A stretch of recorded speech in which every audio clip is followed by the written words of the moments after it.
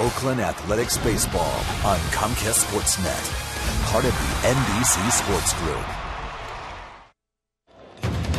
The Angels have flexed their muscles the past two games. Their hitting has been timely, starting pitching has been outstanding, and their one struggling bullpen looks to be back on track. It looks as if the Halos are positioning themselves for a September run at the postseason.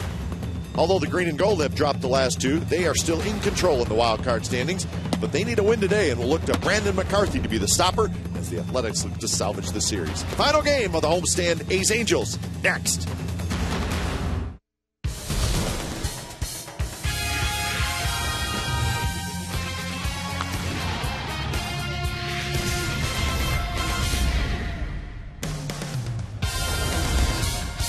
It is an overcast day at the O.co Coliseum, but fans are ready to roll. Pennant Race Baseball. It's the third game of the series. It's the final game of the homestand. It's the A's and the Angels and Brandon McCarthy looking for a big afternoon on the mound for the Athletics. The West, the A's are 4-back, Angels 7.5. Angels picked up a game last night, and in that wild card, the A's, the Orioles, the Yankees, three teams tied for the top two spots.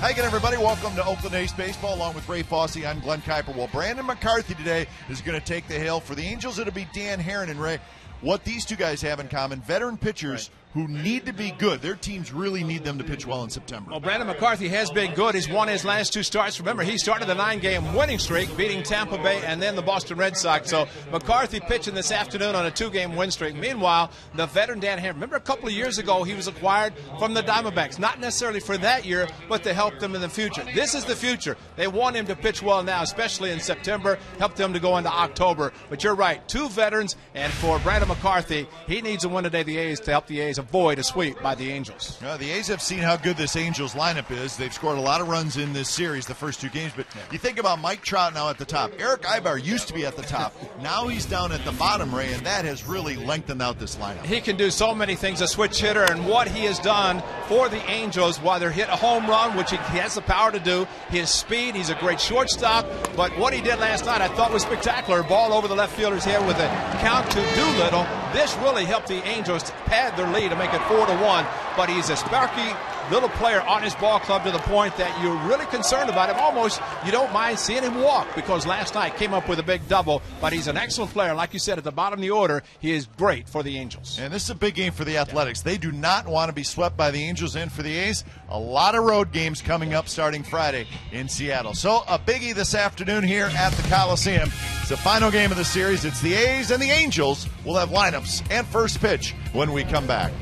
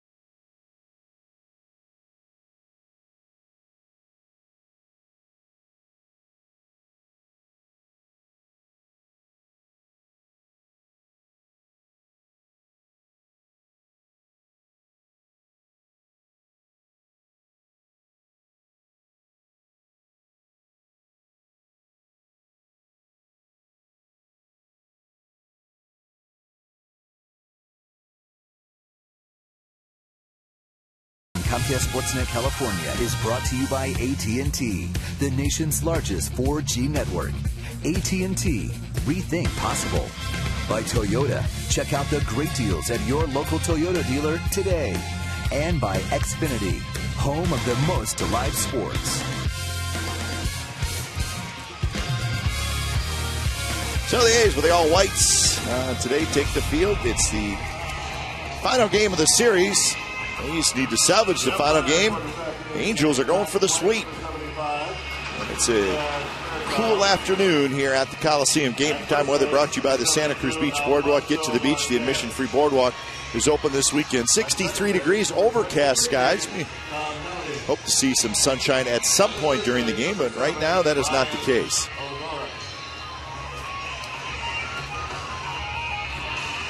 So the Angels won on Monday 8-3. They won last night 6-1.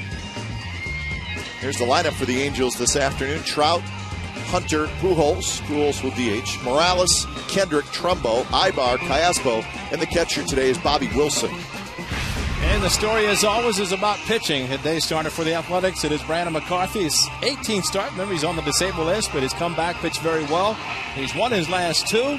And we're trying to salvage the victory today for the Athletics. He is pitching to catcher Derek Norris. And Norris caught in 3 games. And then George Gutierrez the last 2. So Brandon McCarthy trying to help the A's have a 4-2 homestand. And if they win today, get a win, they will have exactly that. A's defense today looks like this. Smith at left, Crispin center, Reddick in right, and then Donaldson, Drew, Pennington, and Carter with Norris behind the plate. Well, Brandon McCarthy heads back to the top of the mound. And he hopes to outduel Dan Herron today and get the A's a win. Well, the Angels have outscored the A's 14-4 in this series. A's will try to change that today. McCarthy's first pitch is down around the knees for a strike to Mike Trout. First pitch. You mentioned the overcast skies. This actually is great for the players because anytime there's not the bright sunshine, especially at the Coliseum, it is very good for the players, especially trying to catch fly balls. Actually, I hope it burns off before the end of the day because it's a little chilly right now. That's Donaldson with the sunglasses behind his head is the cloud covering. Concerned about the sunshine. It was a good cut fastball. That's an important pitch for Brandon McCarthy. Cutter to the outside to the right-handers.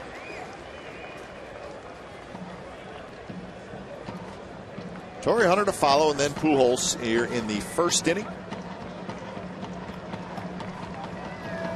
Swing and a miss. Trout strikes out, and that's how the ball game gets started. Always a good sign. You strike out or you get Mike Trout out. What a great two-seam fastball. Stayed up a little bit, but after a cutter and then a two-seamer down and in, a little bit up, but no contact made by the Angels center fielder. And again, great guy to keep off the bases. That's a great sign, seeing him going back to the dugout and put his bat in a rack. 79% fastball in the cutter. Excellent curveball, change up. To right field, Reddick goes back. He's got room, and he makes the catch. So Torrey Hunter on one pitch is retired. 2 outs here in the top of the first. As much as Hunter swung last night, striking out the last 3 times, he's looking for anything straight that he could swing and make contact. Always aggressive, but hitting in the second spot, he's calmed down a little bit from aggressiveness, but nobody on base. He's starting to swing. So with 2 outs, Pujols will hit. Pujols is the DH today. As we've seen in this series, he's just not running very well. He's got the calf issue.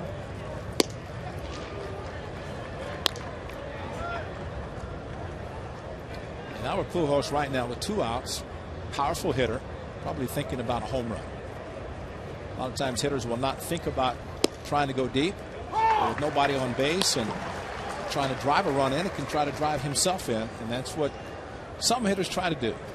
You think about the course of a season, 30 to 40 home runs, superstar. That's a lot of other at-bats where they're not hitting home runs.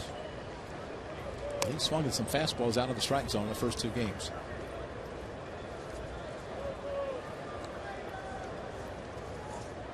2-1 to Pujols. 3 for 10 in this series. Good curveball, but just a touch low, and it's 3-1.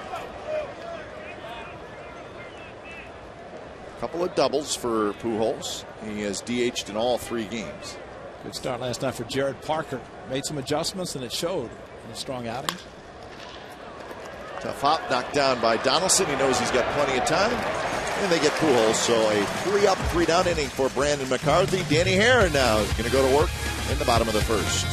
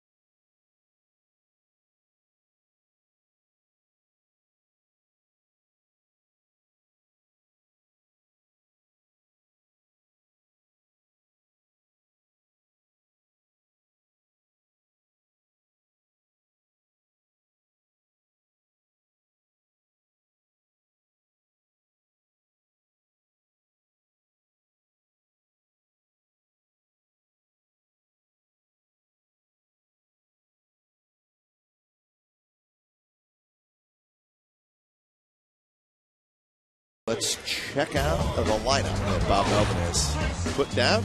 Crisp, Smith, Reddick, Cespedes, Carter, Donaldson, Drew, Norris, and Pennington. Smith will be in left field. Cespedes will DH. He does not throw as hard as he once did, but still a veteran. Dan Herron knows how to pitch. 25th start, third against the A's this year. He has lost his last 3 against the A's.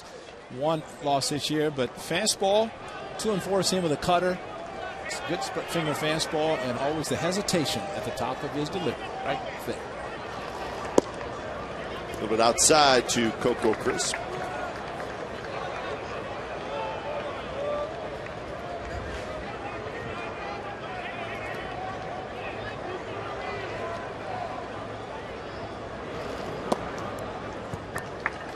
So Coco trying to get aboard, hitting .253, 10 homers, 39 runs batted in.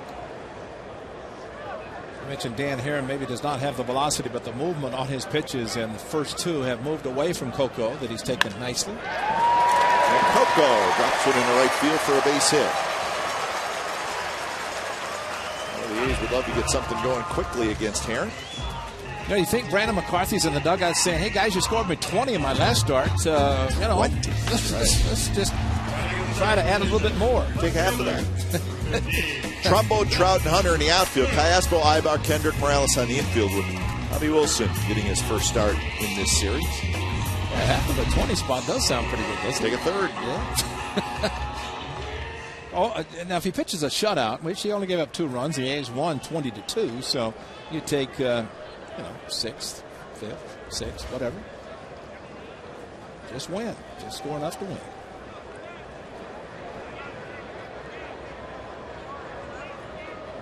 Seth Smith steps in.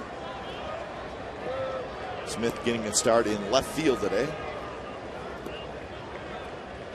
Angels have 4 catchers on the roster with the September call-ups. They've had 3, but Conger joined the club. Bobby Wilson doing the catching today. Nothing against Bobby Wilson, but the way Ionetta swung the bat in the first 2 games of the series. Man.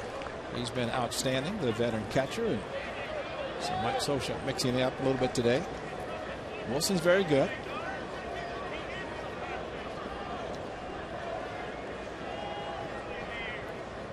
Herron shakes a couple times. Coco not running, and the pitch is outside, 2-0.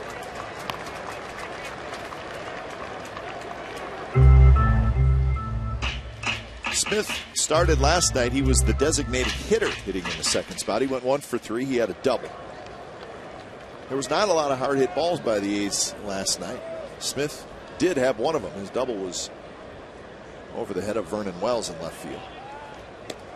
Well, as Josh Reddick waits in the on-deck circle, he confirmed that he crushed the ball last night that was caught in left center. And he thought he had it easily. And he says it just goes to show you how hard Brandon Moss hit his.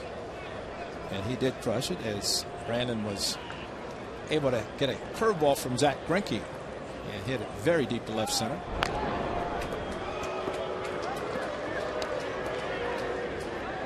Keeping an eye on Coco Crisp and his 31 stolen bases. 13th year for Mike Scioscia as the Angels manager. Think about the years with the Dodgers and now managing the Angels. He has lived in Southern California and done a good job. Aaron misses again outside to a left-handed hitter, and now it's 3-0. Coco Crisp got a 2-0 fastball that he pulled as Herron left the ball up. But the way Herron is pitching against the lefties, Seth Smith, who hit a double off the left field wall, that's a nice approach against this right-hander. Just staying outside with the movement on his fastball. So now the count 3-1. The Reddick fans keeping a close eye on their guy.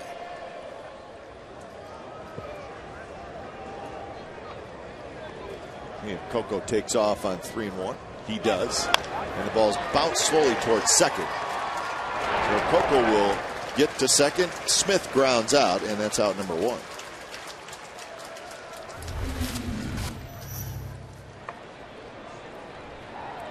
Oh, one split finger fastball, and Dan Herron lifted the leg up, said don't go out, but it did. And Josh Reddick, who hit his 9th home run on the 28th. 9th came against Dan Herron, and he crushed it. Angel Stadium, the A's will see that starting Monday, a very good hitter's park. And the weather is supposed to be warm for those 4 games.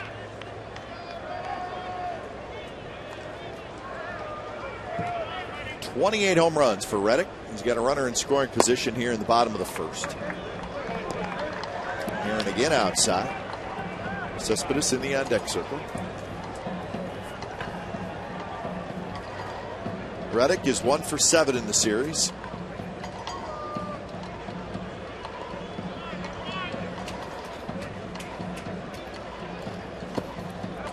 Block 2-0. So Herron not real sharp, at least very early going.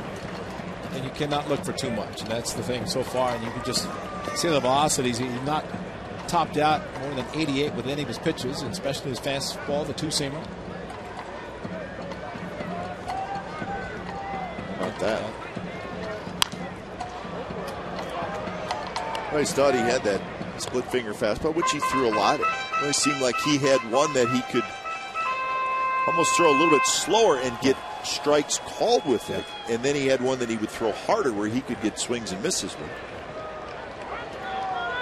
The guy, Bob Rush, threw a great splitter, and he could put pressure on his index or middle finger to get the ball to do different things. And his pitchers know how to make the ball move, especially with the split finger fastball and the grip. But you're right about Dan Herron, and the only difference now at that point, he had a better fastball. So the change or the splitter, depending on how hard he threw it, was at least a lot better because of the velocity. He sets up with a split finger fastball grip. Pickoff at second, and Coco, it was a close play. He did not go in sliding. Hit the ball in his back. I think that's what stopped it. And then the ball bounced off the back of Coco Crisp into the glove of Ibar. Oh, daylight once like this, so that had to feel a little bit. 2-2 now to Reddick. 75 RBIs for Reddick. Against the Angels this year, he's 14 for 48. You saw the 1 home run. He has 2 home runs total against the Angels this year.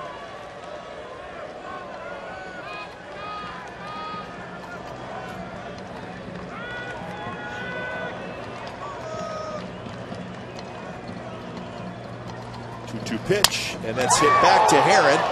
Line drive, a throw to second. Ibar's there, and that's a double play. So Danny Herron just reached out, grabbed the line drive, and it ends up being a double play. That's how the bottom of the first comes to an end.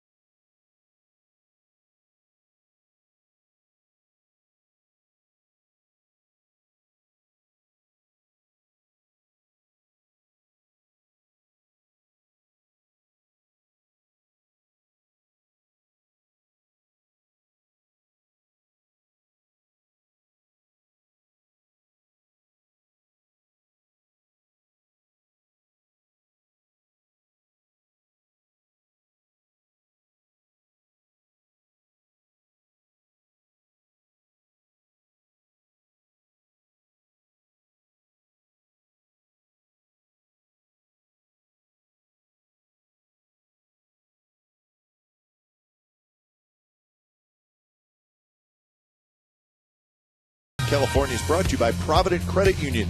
Provident Credit Union's Super Reward Checking is better than free. They pay you. No score, top of the second inning. Brandon McCarthy had a very nice top of the first inning. 3 up, 3 down with a strikeout. He faces Morales, Kendrick, and Trumbo.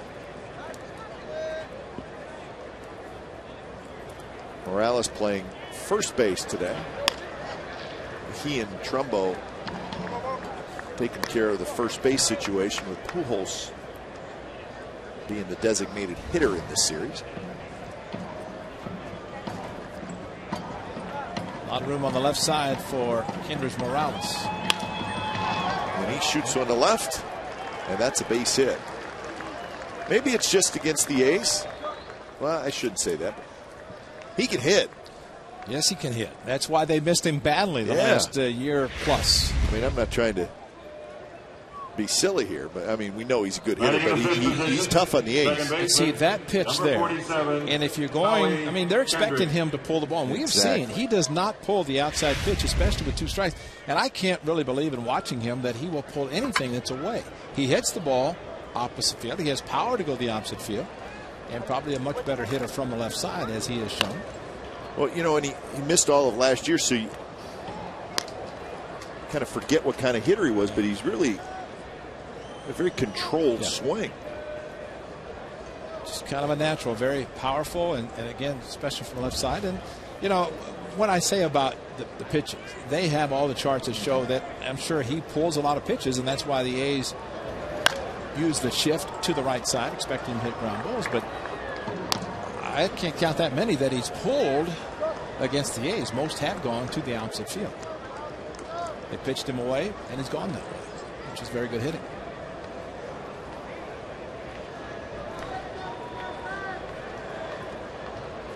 Oh, 0-2 the count to Kendrick.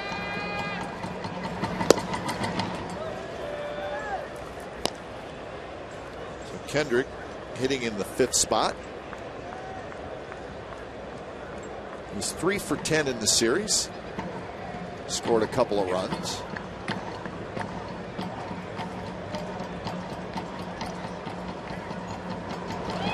Swing and a miss, struck him out.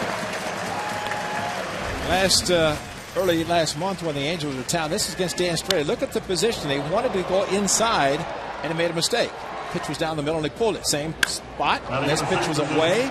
Tried to go inside, but he was ahead in the count in those pitches as well. So he's a little bit more aggressive. 0-2, as was the case today. Gets a fastball away, and he goes that way. But he's a smart hitter. And in those two instances, when he hit the home runs, they were pitches that were supposed to be inside, didn't get in there. 49 of his hits have gone to right field. Norris chasing it down and on the run. Norris makes the catch. So Trumbo goes after the first pitch. It's a little pop-up. Somebody yelled because Derek Norris did not see it initially, and not a lot of foul territory behind home plate, but Trumbo going after it. Norris went back. He's going to catch the ball one-handed with a mask in his right hand, but got rid of it. A ball like that, once you locate where the ball is, get rid of the mask quickly. Trumbo, you just hope he continues to struggle. He will break out 30 home runs for the powerful right-hander. Derek Norris reacted quickly enough to get to the ball, but Trumbo, as we saw him swing at pitches very high in the first game on Monday, he's going through a little bit of a tough time. First pitch curveball, a strike to Eric Aybar, the switch hitter. We talked about Aybar in the open of our show and how important he is to the Angels and how tough he is on the A's. He's 3 for 8 in this series. That one chopped to the first baseman Carter, side retired. So a leadoff single by Morales. Angels do nothing with it. No scores. We head to the bottom of the second.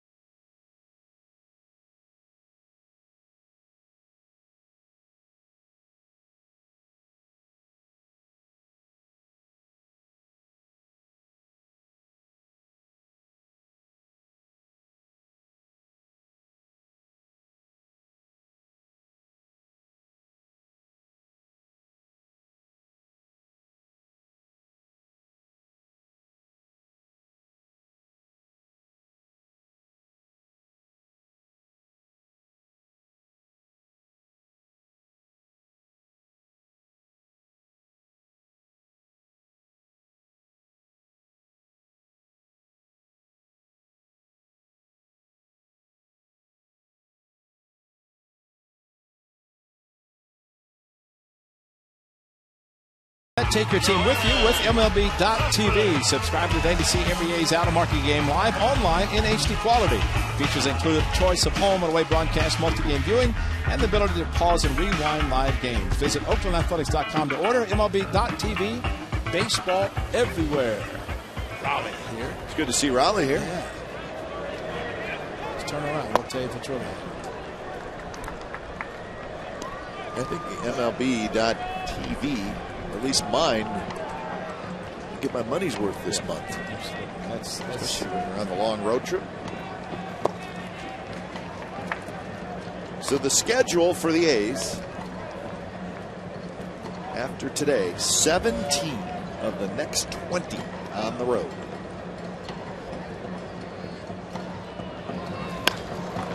Left field. Trumbo's back. Cespedes just got underneath it, and that's out number one. Can't look for too much, and Cespedes had to provide his own power at 83-mile-an-hour changeup. And just did not have enough carry on. First baseman, Number 22, Chris. So Chris Carter will hit. So 42 and 29 at home, very good. 34 and 30 on the road, which is good. But the A's will get tested now, as it's at Seattle, at Anaheim, come home for 3 against Baltimore, and then right back out on the road for that road trip, which the guys in the uniform are necessarily thinking about it, but it's hard not to look at it and see that road trip and see the A's are going to have to play very good baseball. Detroit, New York, Texas, 4 in Texas. Well, the one thing we keep hearing from the teams that come in, and people say, wow, the club's playing great. Yes, we just need to continue. That's right. In the most important month. I mean, we just, we give you the schedule. This is what's lying ahead. This was called by the home plate umpire. Fairchild today. See, I don't think the schedule matters, Ray, if you're playing good baseball. Absolutely. You win, you play good baseball, doesn't matter. Because you could play anybody, anytime. It just so happens there's more emphasis on the month of September. And especially where the A's are now compared to where they were a couple, 2 or 3 months ago. Actually, end of June. Remember, 13 behind the Rangers at the end of June, on June 30th. And then 19 wins in July, 18 in August, 2 and 2 in this month. Swing and a miss by Carter, so Danny Herron gets his first strikeout of the afternoon. 2 outs here in the second. It was not thrown hard, but it was straight and got past Chris Carter. 88-mile-an-hour fastball. Third baseman, number 20, Josh. So Donaldson will hit. It's funny, things always even out. So the A's have that stretch. Lots of road games. These Angels, who are finishing up a long road trip, they will play 16 of their next 19 at home. So an average about 41,000 a game. They will be into it. Sea of red for the Angels. And the A's will be a part of that for 4 games starting next Monday. Indeed. The Angels go home, 3-game series against Detroit, 4 against Oakland. Then they go to Kansas City for 3, come right back home for Texas and Chicago.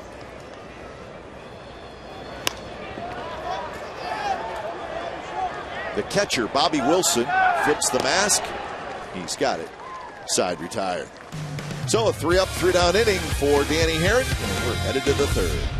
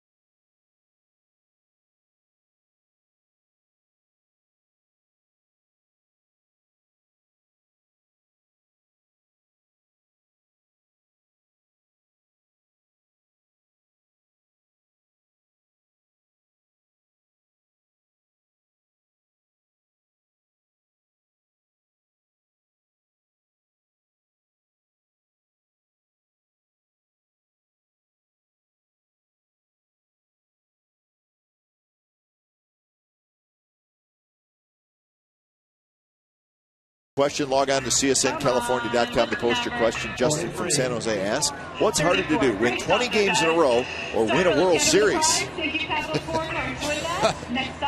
a good question. Leading off the top of the third inning for Los Well, you Angeles. think now about postseason when they have the Division Series, the League Championship Series, and the World Series. Essentially, you have to win 11 games of a potential 19. Now, of course, with the extra wild card, it may be one more. But basically, you win 11 starting early October, and you're world champion. Now, granted, it's not 20 in a row, but you're also playing the best teams. So, as hard as it is to win 20 consecutive, it's not like you're playing in those 20 wins at times maybe the best teams in the league. Nothing against the teams the A's defeated in the 20-game win streak.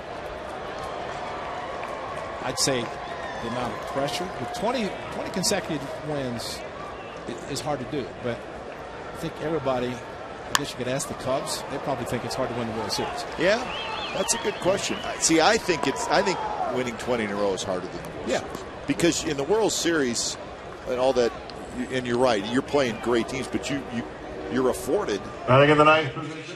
7, 8 losses. I mean, you can lose some games. Yeah, you can lose some games. Yeah, you can play 19. If you go 11-8, you're world champion. Yeah. What you'd like to do is do it in the same year. The A's came up short in the postseason in 2002. So Callaspo with the leadoff single. Bobby Wilson showing bunt. And he will show bunt the entire bat more than likely, unless the infielders move in so much that Mike Scioscia takes it off if Wilson gets ahead in the count.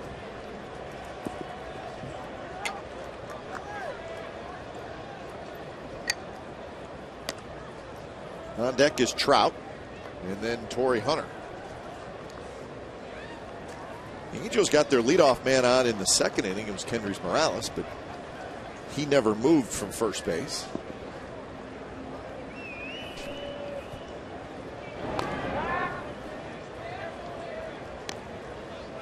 And you never know what the Angels will do. They are not afraid to bunt, but they also steal a lot of bases. They have 4 steals in this series.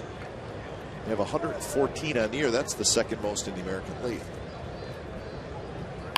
Bunted, and it's a good one. McCarthy picks it up and will throw to first. So Bobby Wilson with a sacrifice.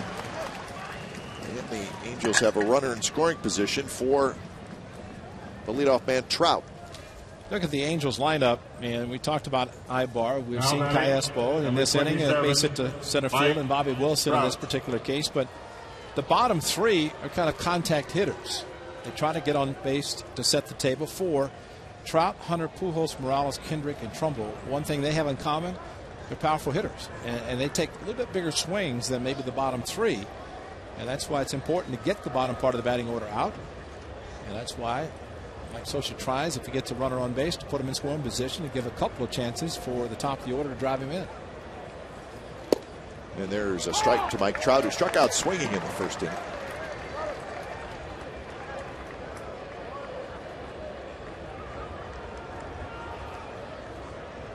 Outfield pretty much straight away.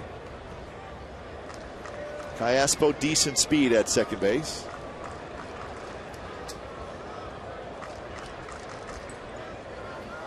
Swing and a miss, and it's 0-2.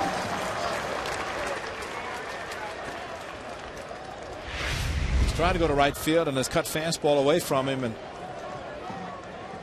slowed his swing down a little bit, try to stay inside. Cut fastball, 2-seam fastball, ground ball pitcher has really helped Brandon McCarthy. Trout lays off that one.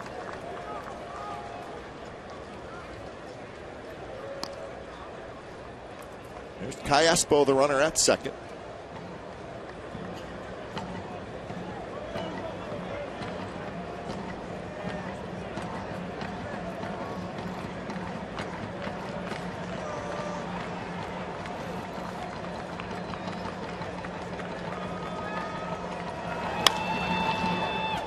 Stephen Drew has it.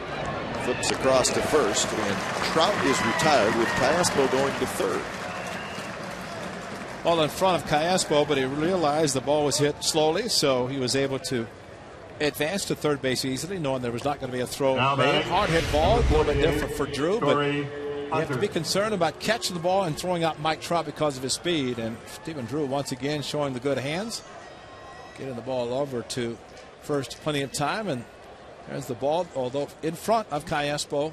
The only thought in Stephen Drew's mind was to get the out and get the runner going to first. First pitch to Torrey Hunter. Hits one down the right field line, and it's going to be fouled in seats. So 0-1 the count to Hunter. That ball might have just shown how the ball is carrying. Yeah. And Torrey Hunter, if there's ever a time to think about throwing the pitch out of the strike zone and bouncing it, might be to Hunter, but not necessarily with the runner at third base. That changes everything with regard to the pitch selection. Torrey Hunter always aggressive. Now behind in the count 0-2. Torrey Hunter turned 37 years old in July.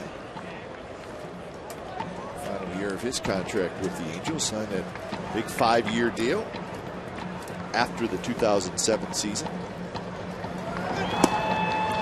So it'd be a free agent.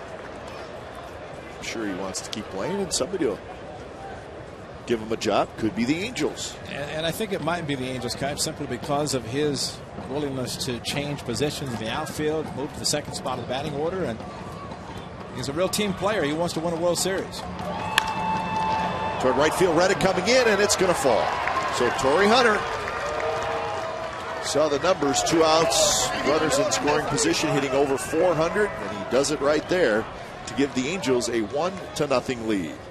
And a surprising fastball that he got, and did not try to pull it. Got the fastball. They wanted to go up the ladders, took away from him. And granted, he will chase, but boy, you make a mistake. And he chased it into right field for a base hit.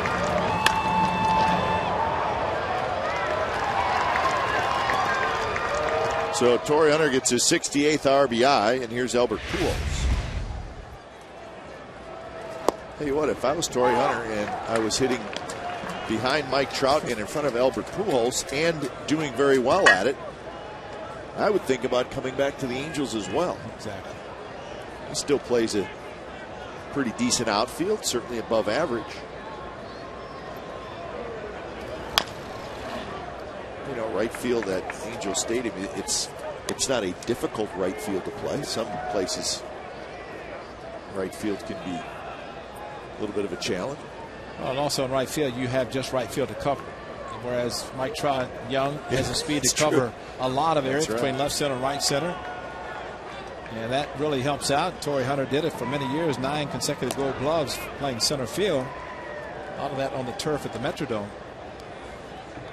So I bet Torrey Hunter's happy that we have it sort of figured out for him.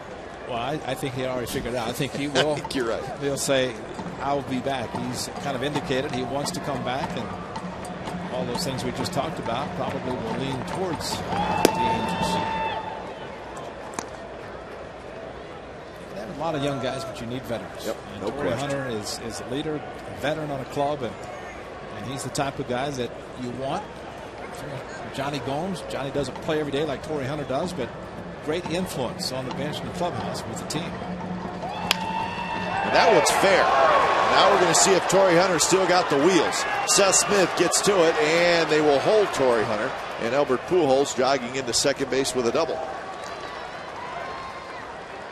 So Seth Smith was able to get over there and not allow it to go all the way into the corner. And that kept Torrey Hunter from trying to score. With 2 outs, Dano Ebel just decided to play a little bit conservative and not possibly run into an out because of Kendrick's Morales coming up. But you're right, Seth Smith, a great job. Josh Donaldson almost got to it. There's your Exmo. Great attempt by Josh Donaldson, but Seth Smith got to the ball to keep the runner at third. Exmo brought to you by Cache Creek Casino Resort.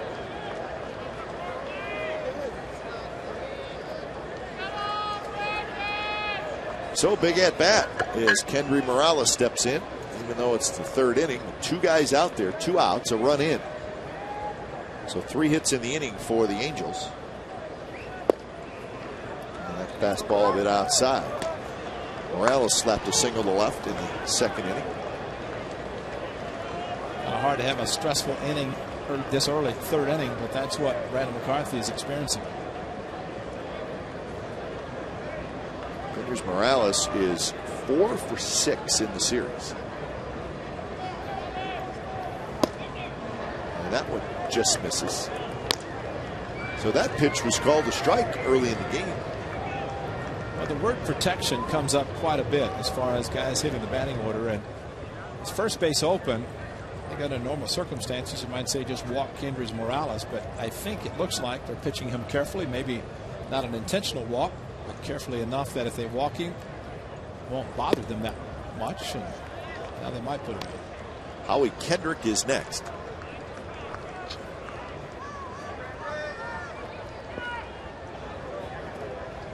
This is a good idea to put him on because he would be swinging 3-0. You can't pitch him carefully for 3 pitches and then take a chance of trying to sneak a strike by him 3-0. So they're going to put him on and take the chances with Kendrick.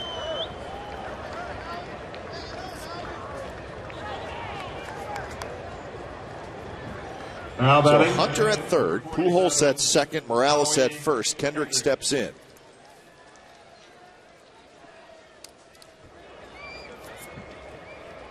Kendrick struck out swinging in the second inning, one of 2 strikeouts for McCarthy. Kendrick is 3 for 11 in the series. First pitch, strike outside corner.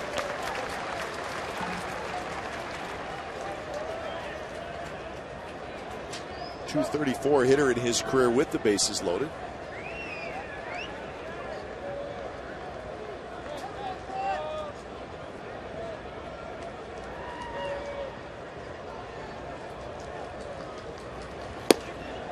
That one just missed. So McCarthy trying that outside corner again. Try the 2-seamer, try to bring it back this time, but just missed. And Norris giving Chad Fairchild a good target, good catch of the baseball.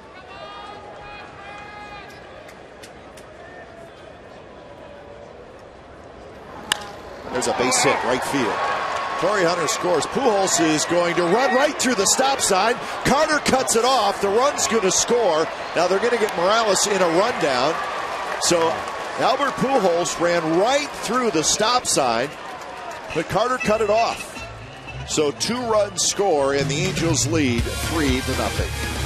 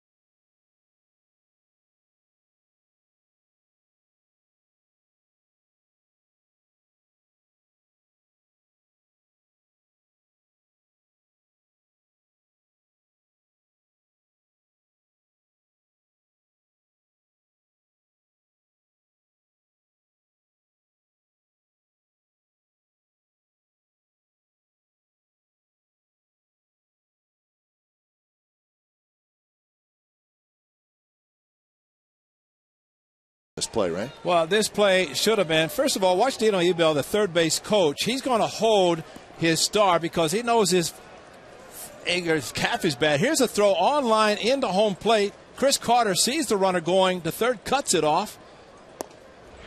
And it's an out at home if he lets it go. But I think the point you brought up between innings was exactly right. With the runner rounding second, Chris Carter saw him, figured there's an easy out, and forgetting maybe about Pujols running to home plate and knowing the throw was right on line. At least from that point, the way Josh Reddick and his accuracy, the throw was there.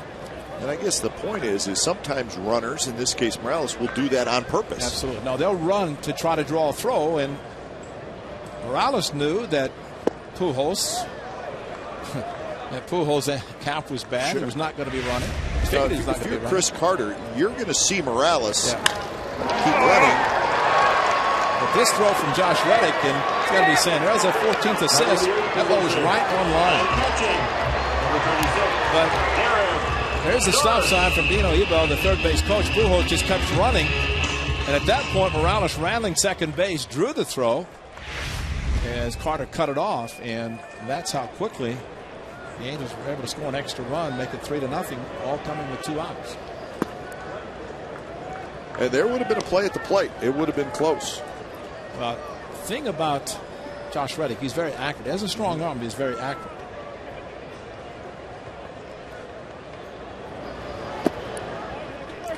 So 2-0 to Norris after the Drew strikeout. I can smile about it now, Dino Ebel, and of course, I think he's maybe protecting his star player, protecting his job. What are you going to try to send a guy who's got a bad calf? But in that case, Albert ran right through the stop sign. Well, plus Dino Ebel was physically, he was right there. He decided, I'm going to get out of the way. 4-pitch walk to Norris.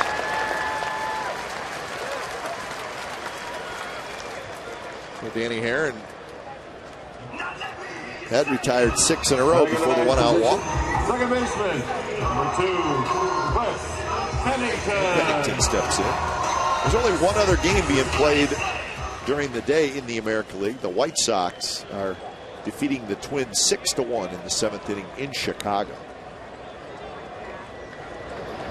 Alex Rios has hit a grand slam and a 2-run homer, so he has knocked in all 6 runs for the White Sox. With the White Sox and the Tigers battling for the AL Central, and right now Chicago with a 1-game lead over Detroit, which puts Detroit in that wild card situation. But really, the White Sox too. That's another team that the A's need to watch.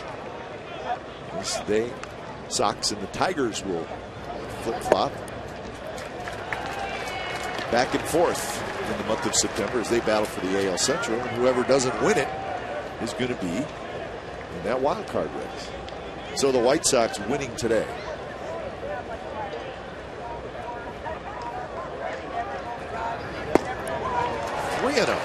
Danny Herron looks a little frustrated on the mound and does not seem to have that real good control today.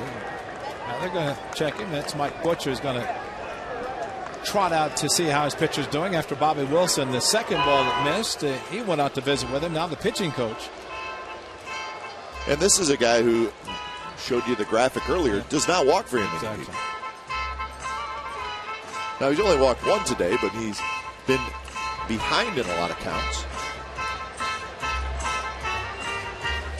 Well, that's 7 in a row after throwing 3 consecutive strikes to Stephen Drew to strike him out to start the inning, and now 7 pitches out of the strike zone, and 7 really not close.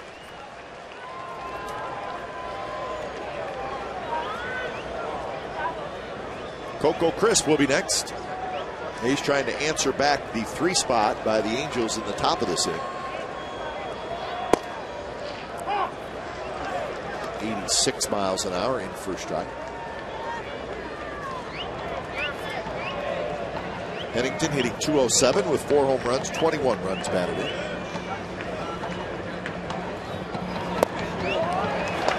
there's the walk. There should not have been a question in Pennington's mind, but he hesitated just in case. That pitch almost at ankle high. So the Angels gaining some action from the bottom part of the batting order. The A's doing the same in this half inning. And a couple of walks. Trying to get on the board in this third inning.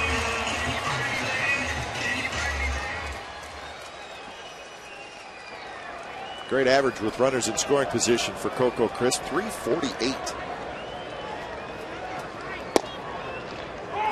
8th best in the American League in that category.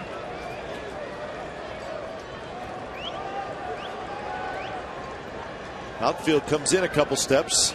We'd like to have a shot at Norris if there is a base hit. Coco now behind in the count 0-2. Coco very rarely strides and took a slight stride there, which means that a lot of times he'll stay back and not swing at a pitch out of the strike zone. That clearly a bad pitch, blocked by Wilson.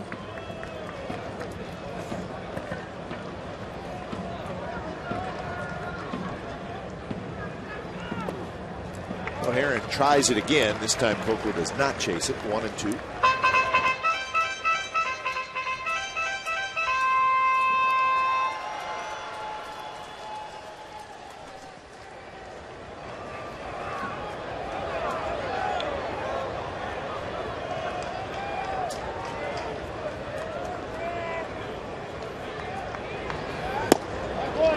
Just missed. Very close. Herron looks the other way. I think he thought it was a strike. And Chad Fairchild now is staring into the Angels dugout. Well, maybe the way Bobby Wilson had to reach a little bit to his right, but it looked like it had the height, and definitely frustrated after walking to the 8th and 9th hitter and thought he had a strikeout. 2-2 pitch is bounced toward Morales. Morales is going to go to second, and he's safe. The throw really was not that close. It pulled Ibar way off. But Ibar is arguing about maybe where Pennington slid or where he was running. Looks like they're pointing to maybe where he was running. But you know what happens in a case like that? Pennington made a good play because he's trying to run into a ball hitting him in the back. We've seen it happen many times where guys run inside, outside. There's a 3-foot lane basically to the right and left of the bag. And that is Tom Hallion at second base, very emphatically saying that he seemed to be okay. They're pointing, and he established his own baseline. Is basically, you could read his lips saying that, and that's true. You establish your own baseline. And Pennington seemed to divert a little bit because, as a smart base runner, he knows that if he runs directly and this throw hits him in the back, it's going to be basically a ball that they can't tag him out, or at least catch the ball second. And Morales should have thrown right at Pennington, but instead he threw to the side, and now they're pointing. But Hallion saying, I remember when the Dodgers were playing the Yankees in the World Series, Reggie Jackson was at first base, and he ran way inside the line, was hit in the back. And guess what? He was safe. So you establish your baseline, and they're saying that he's supposed to run directly at the base, but you never see runners do that.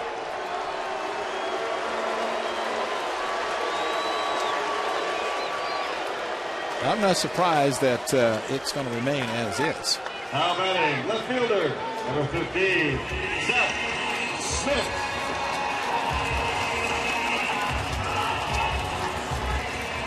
Think about it. The guy hits a double, and he's at first base and he rounds. Sometimes they go halfway, very close to the outfield grass. So, but Tom Hallion said, establish his base path, his own baseline. So the A's have to take advantage of it. So the pitch to Smith, line drive, base hit right field. Norris is going to score. Everybody stops, and the A's are on the board. So they take advantage of the mistake.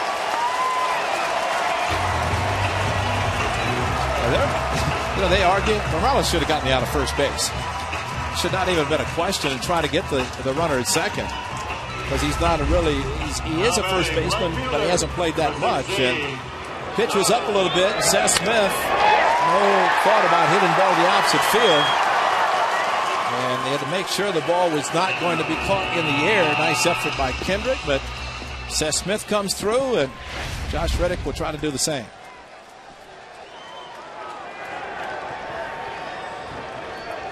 So here's Reddick. So the play goes as a fielder's choice in E3.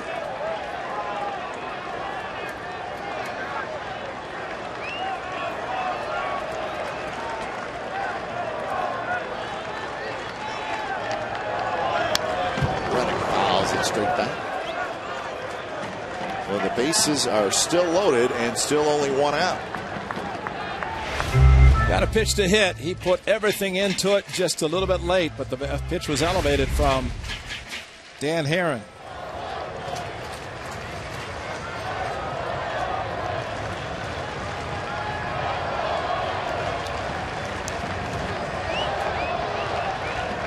Kicks in the 0-2 pitch. Got him swinging.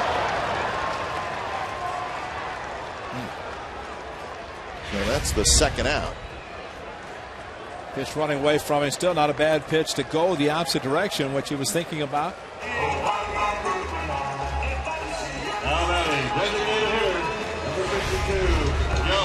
So see if Cespedes can come through with 2 outs. We've seen 2 walks. We've seen a hit. We've seen a fielder's choice error. So with all that going on, the A's would love to get more than just the 1.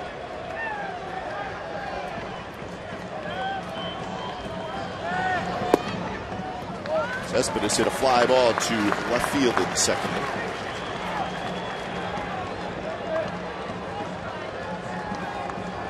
.390 average with 2 outs and runners in scoring position for Cespedes, so he's in a good spot. Aaron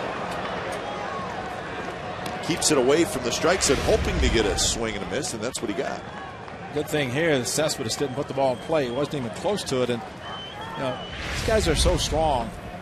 They don't have to try to go get the ball. They can let it come to them, especially the velocity in which Dan Haren's throwing all of his pitches, most of which are off speed, which are not hard at all.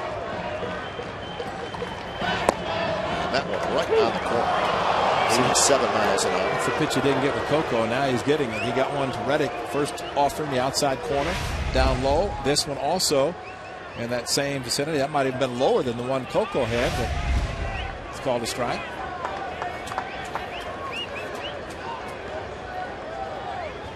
So 1-2, and that's hit on the ground to Ibar, who's got it. He'll throw to second, side retired. So when it's all said and done, the A's get 1. So we're headed to the 4th, 3-1 Angels.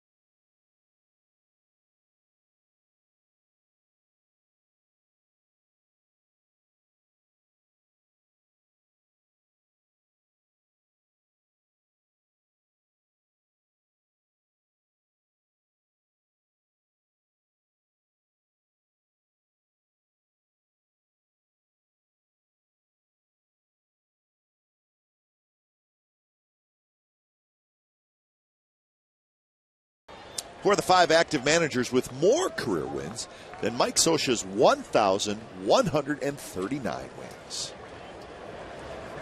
Active managers with more career wins.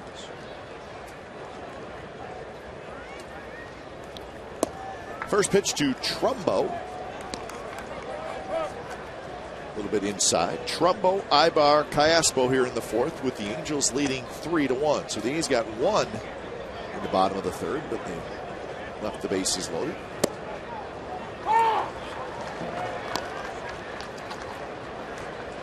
So we know Jim Leland's got to be in that Good list. call.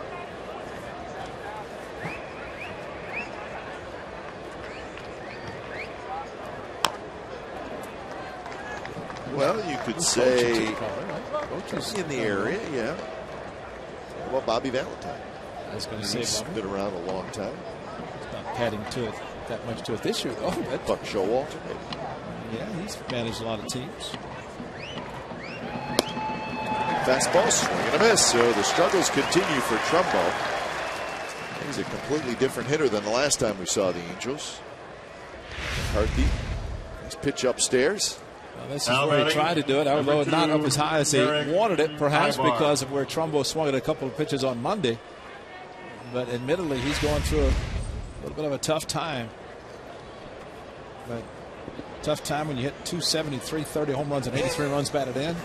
And September the 5th. Here's Ibar. Ibar bounced out to end the 2nd inning.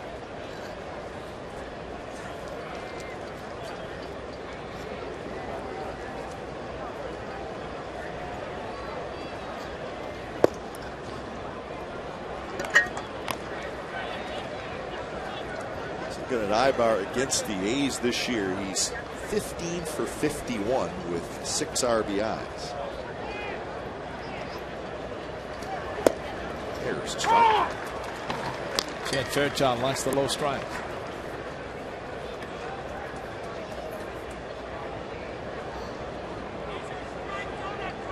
Most pitchers would be okay with that.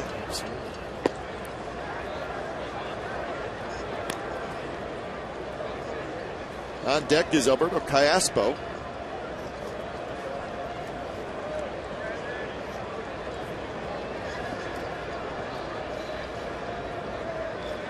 Donaldson right in on the edge of the grass, and that one's hit off McCarthy. Oh, my goodness.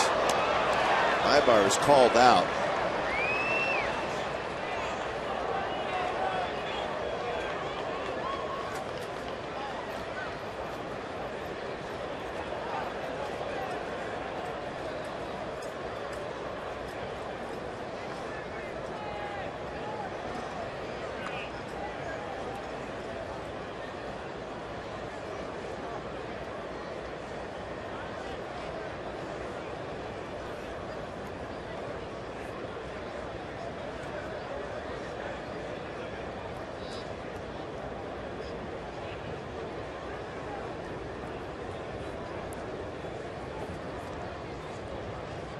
That's Nick Paparesta, the head athletic trainer for the Athletics, with his arm around McCarthy.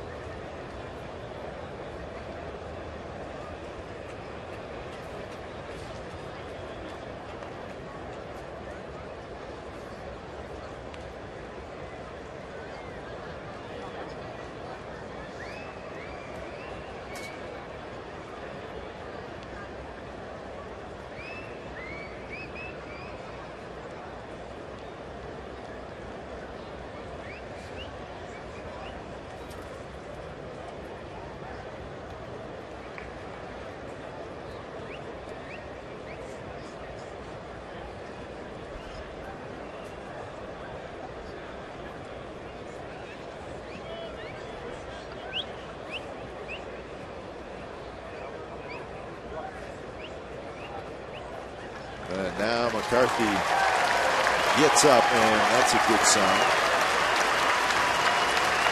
And he's going to walk slowly off. Very, very scary moment here at the Coliseum.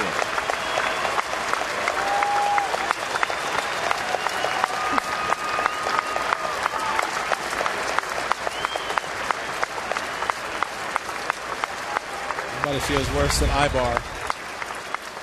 Just hitting the pitch, back up the middle, and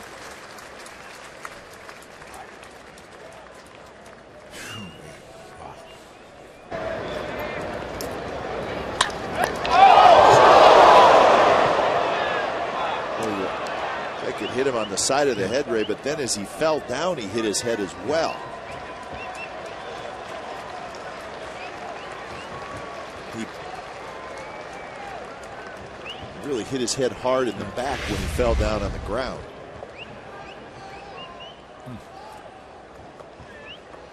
So Blackley is going to come in. Ladies and gentlemen, and let's keep our fingers crossed with Brandon McCarthy. Travis Blackley.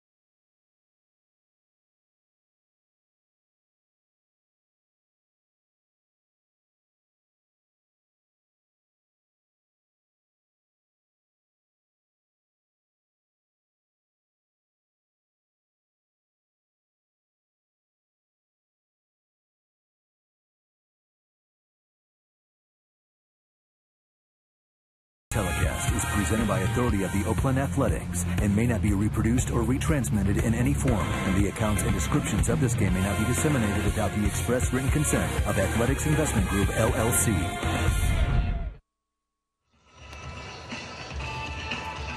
Three to 1, the Angels lead. It's the top of the fourth inning. So Brandon McCarthy has been replaced by Travis Blackley. It's time for change. Think Speedy Oil Change and Tune-Up, your oil change, tune-up, and smog expert. So Blackley comes in the game. Last time he pitched was his start in Cleveland a week ago today. Pitched well, 5 2/3 innings, giving up 3 hits, a couple of runs, struck out 5.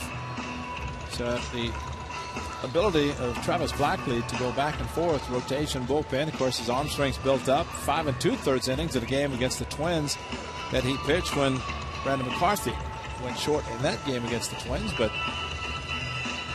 the biggest thing for a pitcher coming out of the bullpen, not to hurry, to make sure you take as much time as necessary. And Travis Blackley maybe getting word from Chad Fairchild, maybe saying that thing. Don't try to rush it. Take your time. Make sure you're ready. And the worst thing can happen for a pitcher is to feel that everybody wants him to hurry and does not take the amount of time that he needs. Now batting, number 6, Alberto Callaspo. So the first hitter Blackley will face will be the switch hitter Alberto Callaspo, who will now hit from the right side.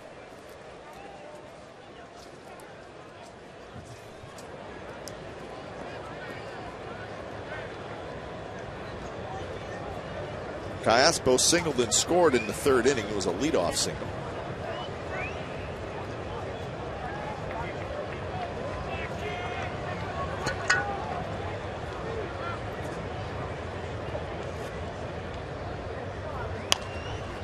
First pitch is popped up foul out over the Angels dugout.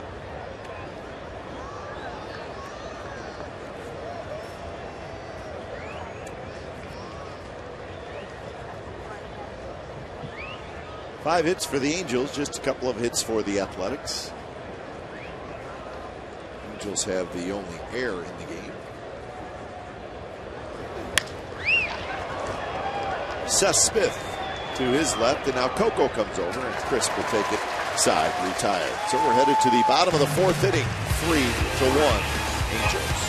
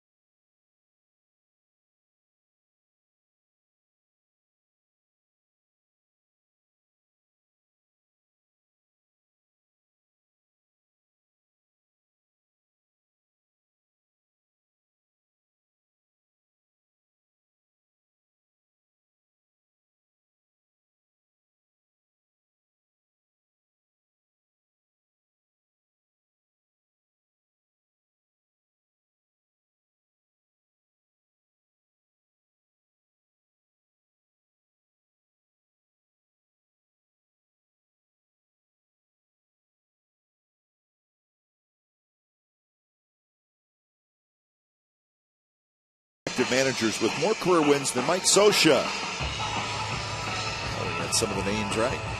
Jim Leyland, Dusty Baker, Bruce Bochy, Davey Johnson, and Bobby Valentine. We just didn't have enough time to finish it. That's all. I mean, we would have got Davey Johnson. We got Dusty's in there, of course. Johnny B. Saved the best for last. We would have got Dusty. Yeah. We just got distracted. He's trying to score some runs. And Bottom of the 4th. Carter Donaldson and Drew against Dan Heron. A's finally got to Heron in the 3rd, getting a run across.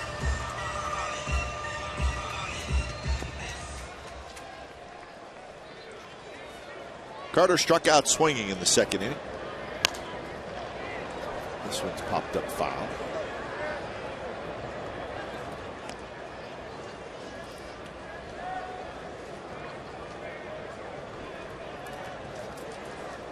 The White Sox just finished off their win over the Minnesota Twins, 6-2 the final there.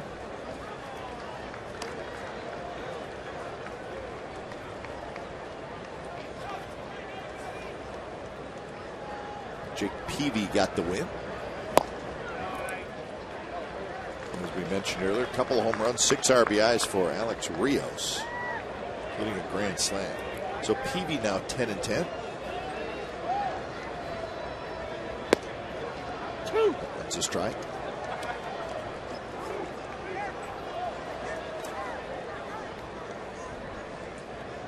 So Blackley's going to stretch it out a little bit more, get himself a bit more loose. Carter has a base hit to left field. Now send Bill Keane to the Hall of Fame. Visit Facebook.com/Baseball Hall and vote for Bill, who broadcasted A's games for 25 seasons, to be this year's recipient of the Ford C. Frick Award. The first round of fan voting in September the 7th, and then on September the 10th, the top 40 broadcasters will advance to a final round of fan consideration.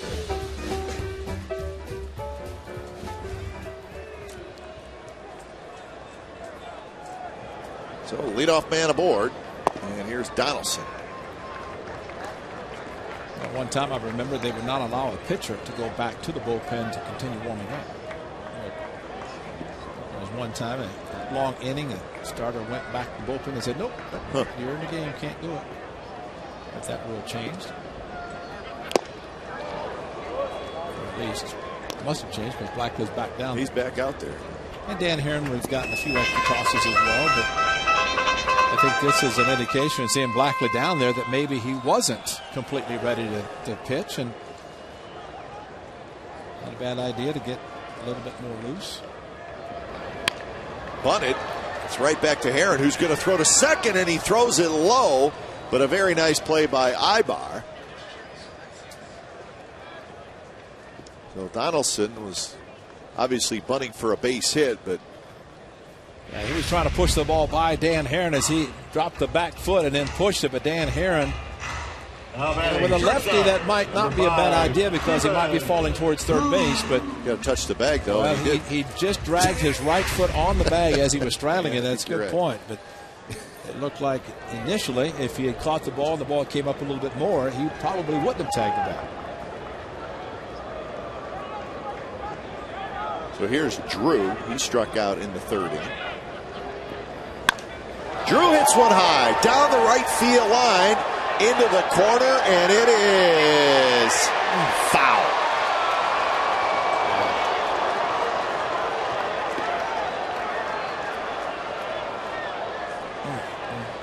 Wow.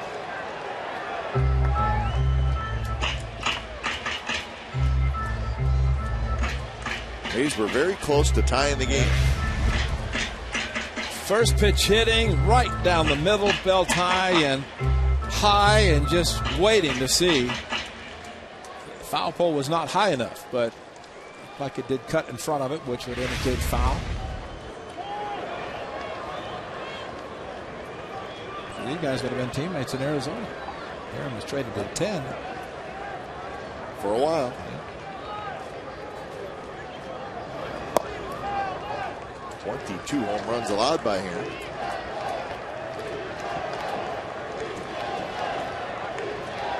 Well, one thing Danny Heron does is, or has done, is throw a lot of innings. He's had 7 consecutive seasons of 215 or more innings, but he's not going to do that this year. 144 innings, so he's not even going to get to 200 innings. That's pretty impressive. I think he's been a trivia answer.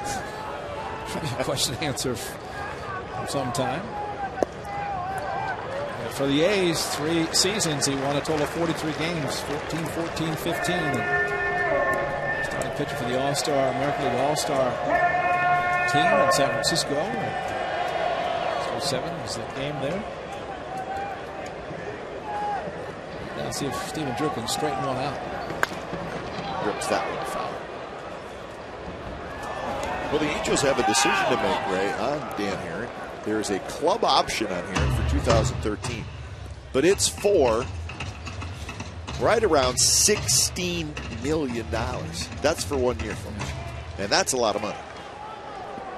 So we'll see what happens. It's, again, a club option, so the Angels got to decide. If they want to keep him around one more year, they're going to have to pay him that amount. If not, he will become a free agent. He's 31 years old. Since they acquired Zach Greinke, he might factor into their plans. They might try to re-sign him. Well, he got it. He was upset because he didn't get it with Coco, and he gets it with Stephen Drew, 3-2, and that's a huge call.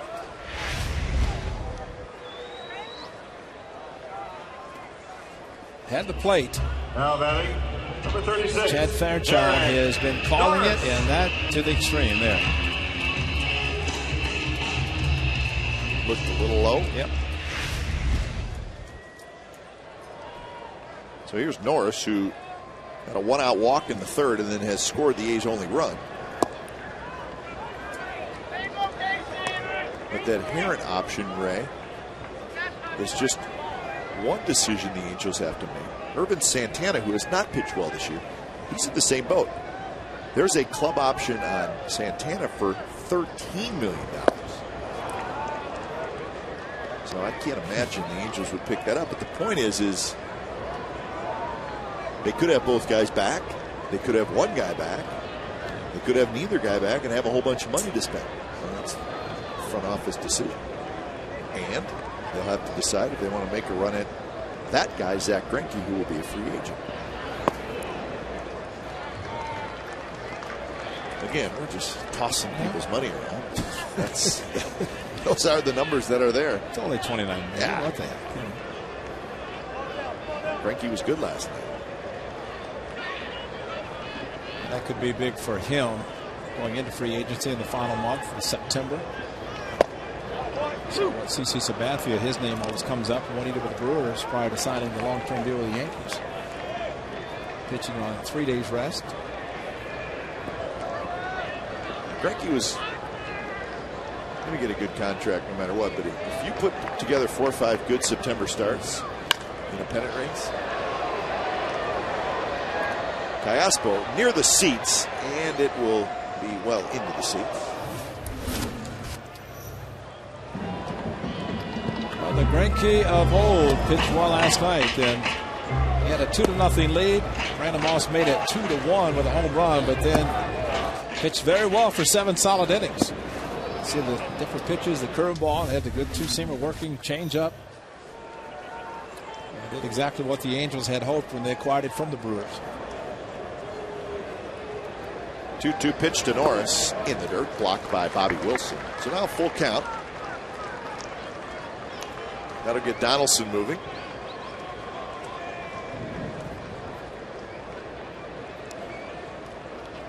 Key here is for Derek Norris to get a good pitch. It doesn't necessarily mean 3-2 is going to get a fastball, and Dan Herron is not the type of pitcher who will give in to a hitter, especially in a hitter's count. Runner goes, and the pitch is fouled straight back. It's pitch number 71 for Herron.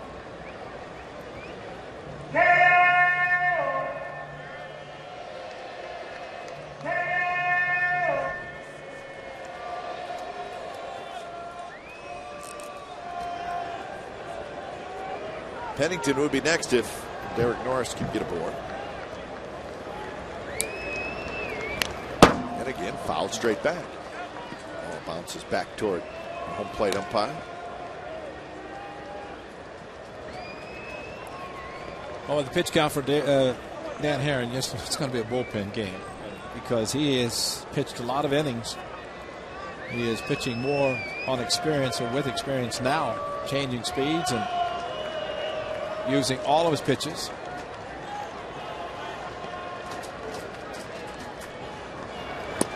And that one's outside, and it's a walk. So Norris walks for the second time. It had to be outside. From the height standpoint, it was a strike. Well, the A's have 2 on, 2 out for Pennington. Now batting, Mike Butcher looking in the bullpen. And they're moving around. And a guy putting his catcher gear on.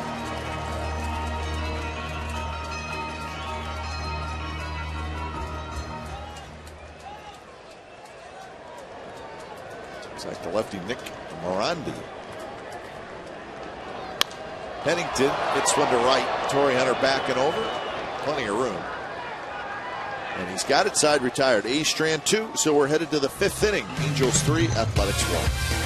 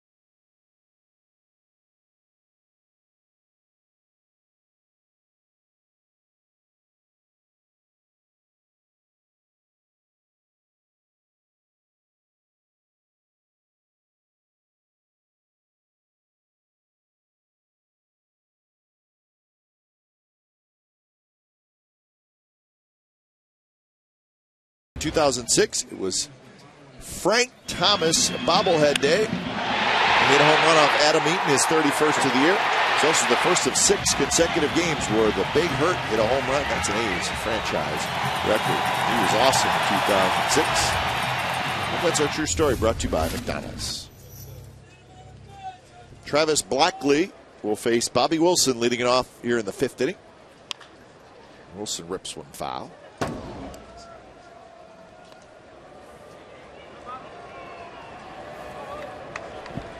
Wilson, Trout, and Hunter for the Angels. Angels have won 7 out of their last 8, and they've won 11 out of their last 14. So they, like the Athletics, have been playing very good baseball. That high curve from Travis Blackley is normally called a strike from him, but not with his umpire. And that's where the difference in the strike zone. If he calls a low strike, he's not going to give the high arcing curve. Donaldson has it, and that's out number 1.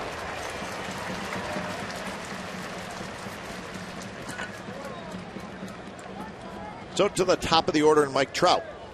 Now batting, number 27, Mike Trout. Trout in this series is 3 for 10. Batting average now at 331. He's hitless today.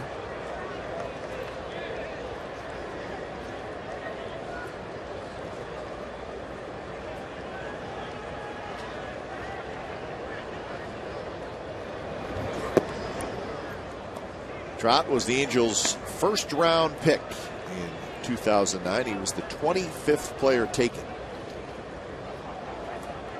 Signed out of high school. He was in New Jersey, grew up in New Jersey. It's this one in the air toward Reddick. And that's out number 2. So Mike Trout, 25th pick. That was the Steven Strasburg draft. Ackley was second. Now batting, number 48, Corey. Aaron Crow's in the big leagues. Drew Storn is. The A's took Grant Green with the 13th pick. Donovan Tate, I don't believe he's been in the big leagues yet. Well, Mike Trout, just a high school player out of some small town in New Jersey, you know. I would take a chance on it. A good chance. Pretty good idea.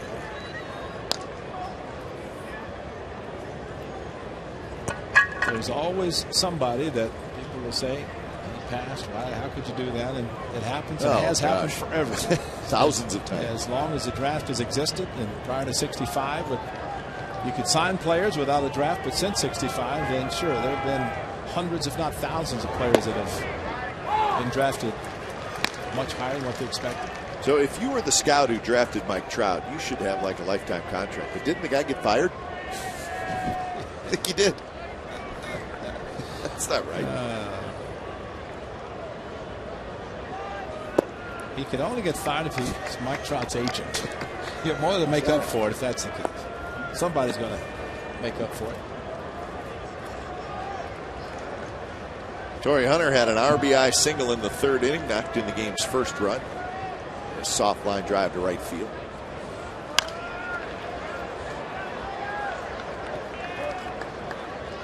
Now the 3-run third inning, all those runs coming with 2 outs, and I think the best case scenario for the Athletics, Brandon McCarthy is still on the hook. He's a pitcher of record for the A's. At least tie the game, try to go ahead and give him a no decision, considering what has happened to him. We hope he is okay.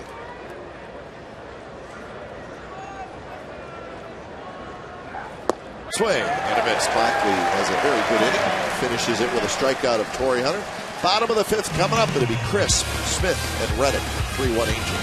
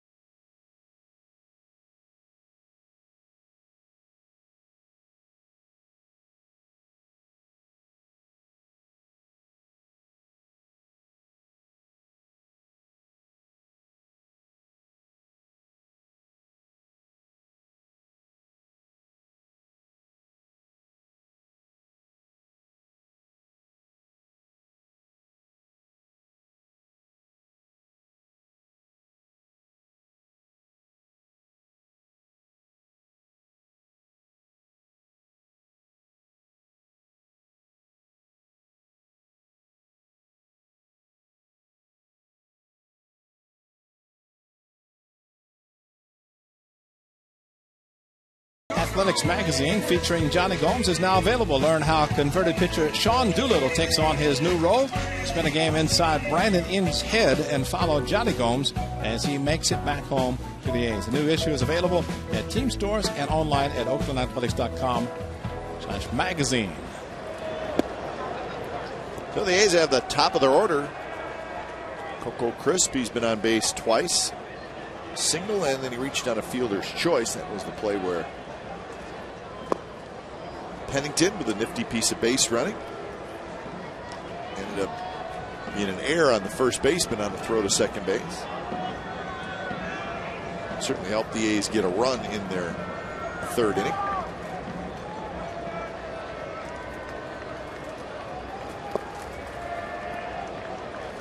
Those are the things the A's were taking advantage of during the nice win streak in months of July and August, and have an error on a ill-advised throw by first baseman, load the bases. The A's could come up with just one run.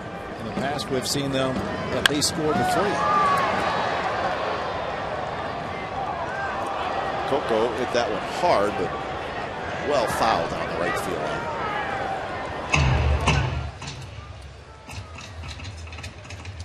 Smith the follow, and then Reddick.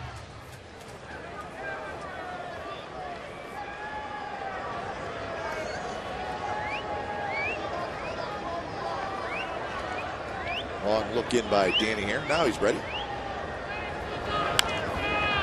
If you're just joining us, it was in the top of the 4th inning when Eric Ibar hit a line drive that hit Brandon McCarthy and looked like the side of the head. And he went down immediately. He did not lose consciousness. At least it did not look like it for any time. But he left the game. Strike 3 call. The fastball on the inside corner, and Coco is not happy. So strikeout number 5 for Danny Herron. Two-seamer came back. At least that's what the plan was, and according to left fielder, Chet Fairchild, it did. Coco did not think so. Guys know that the movement that Dan Herron has, he's going to try the pitch, but they also know that where the pitch starts, and if they have to back up, that a lot of times it's not going to move that much. First pitch strike to Seth Smith. Smith had the RBI single in the 3rd inning. Drove home Derek Norris.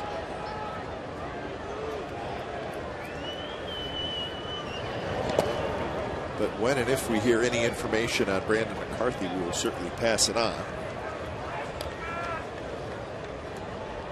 Our thoughts are indeed with him. It was a very scary moment, but he did get up. He was able to walk off on his own power. Taken immediately into the clubhouse.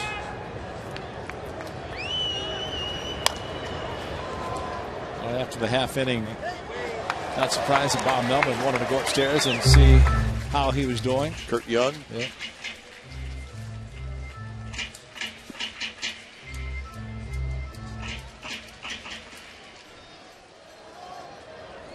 What do pitch to Seth Smith? He fouls it back.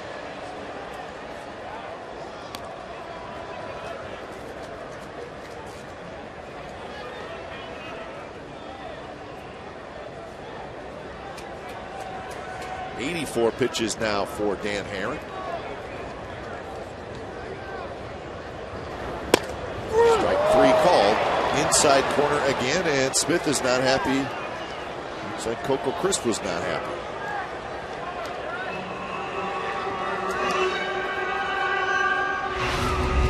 See where it is.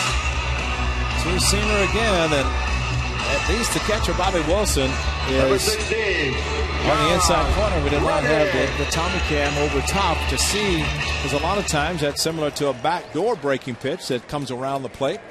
I think both Coco and Smith have thought the ball has been coming around the plate.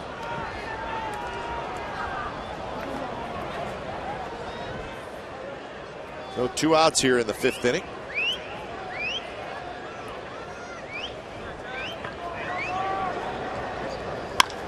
This one's hit to center.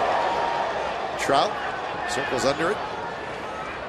And Danny Herron has a 3-up, 3-down inning with a couple of strikeouts. We're moving to the 6th inning. 3-1 Angels.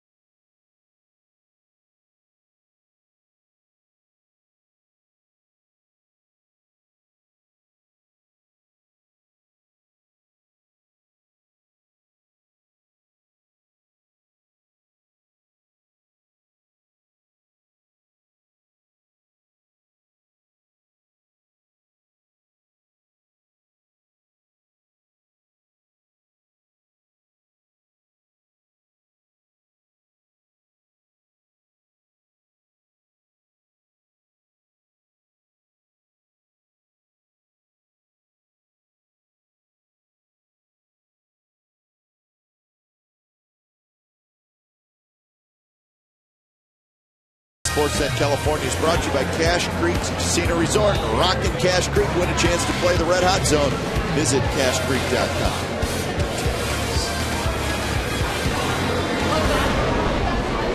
Middle of the day snack, huh?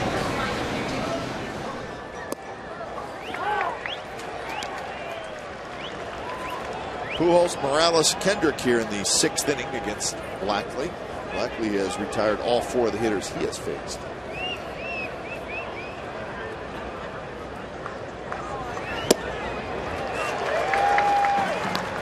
Pujols with a ground out and a double. He scored a run. That was in the 3rd.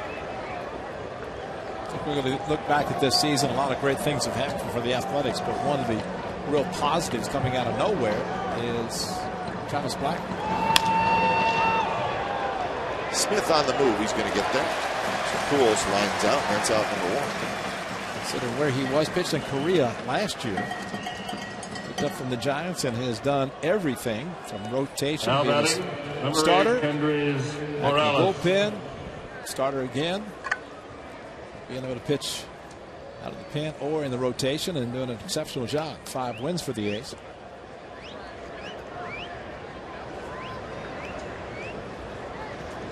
Here's Kendrys Morales. Single and a walk.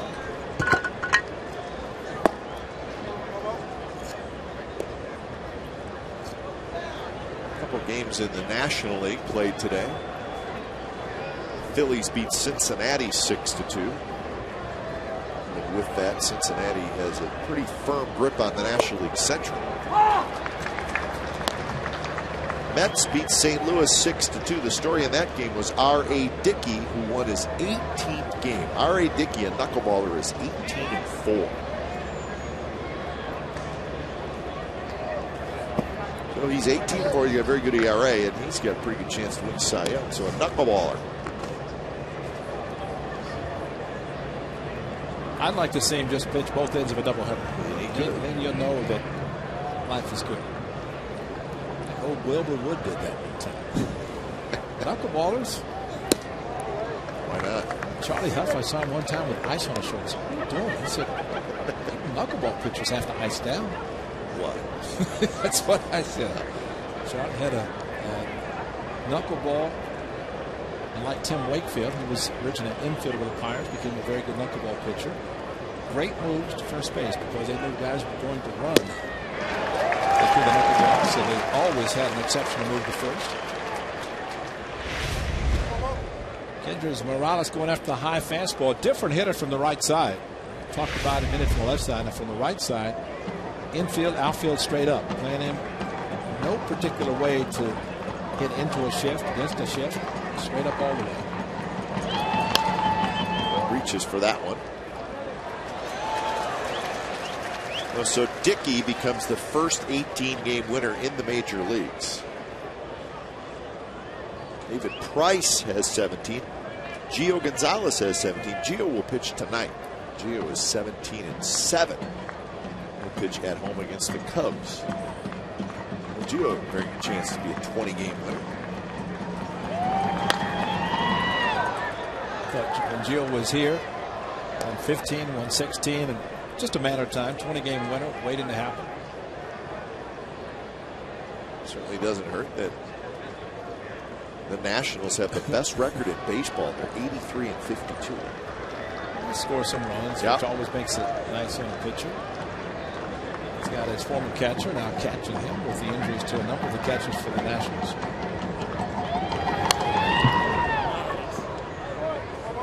But in fairness to Gio, that ballpark looks like a hitter's park.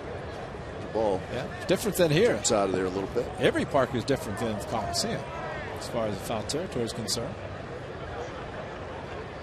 This definitely being the pitcher's park. Although pitchers would never admit to it. No.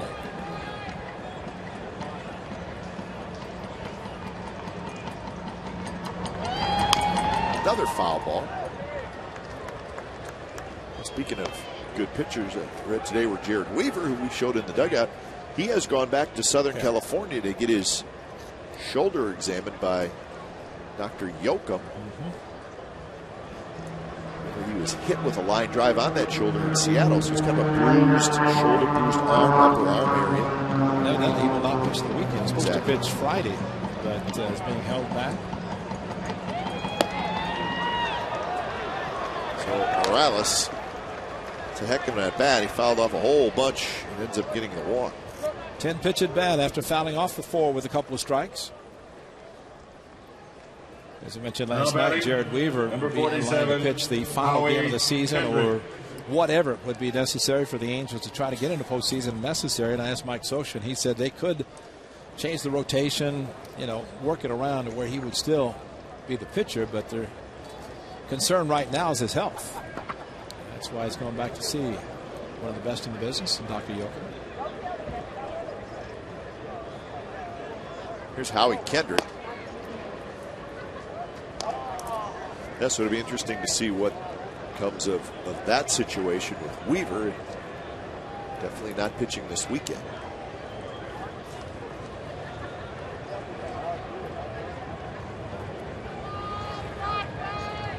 Morales, very short lead at first. Strike to Kendrick, who had the big 2-run single in the 3rd inning. Now has 52 RBIs.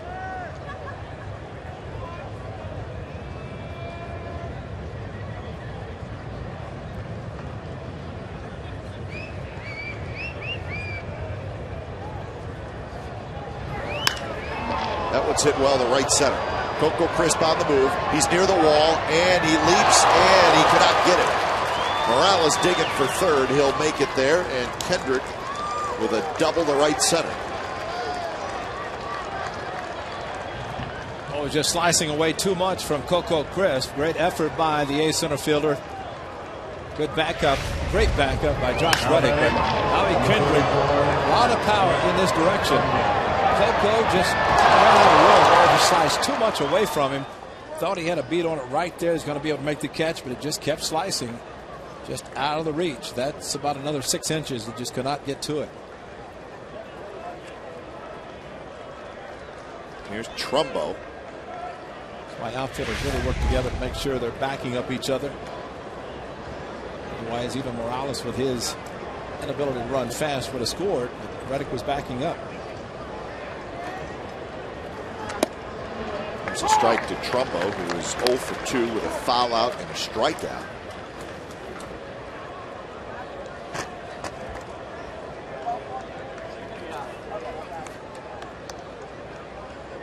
Trumbo is 0 for 7 with 3 strikeouts in this series.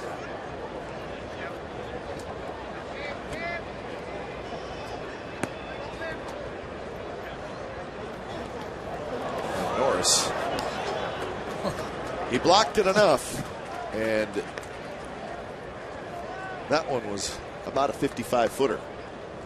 Well, that's saying a prayer and putting your body in front and hoping it comes close. Ball bouncing in front of home plate. Derek Norris, exceptional job to keep the runner at 3rd, and infield's playing about halfway. As Derek Norris, with the ball bouncing in front of the plate, came up, just straight up, and said, "Please hit me someplace," and it did, fortunately. With a lack of speed by Morales at 3rd, if he goes on contact, still the infield playing kind of halfway, taking up some of the area. The ball might not get past him. Swing and a miss by Trumbo. As boy, he really pulled off that one. I think Trumbo's trying to hit a home run every pitch. A good location on inside, although the way he opened up, it's almost like the ball was down the middle. Still no contact.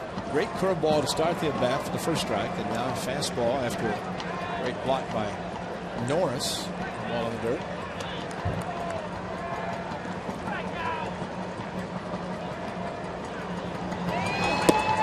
Good pitch. Fastball right on the inside corner. Trumbo is called out. And that's the 2nd out, and it's a big one. Well, you're hoping you become a strikeout pitcher, and Travis Blackley did exactly that. And I would assume where Derek Norris was set up, he was in the strike zone because the target was hit, but in that shot looked like he's about a foot off the plate inside. Well, a big strikeout for Blackman down the infield back, and probably the biggest at bat of the game. for both the Angels and especially the A's. 2 outs and Ibar to play.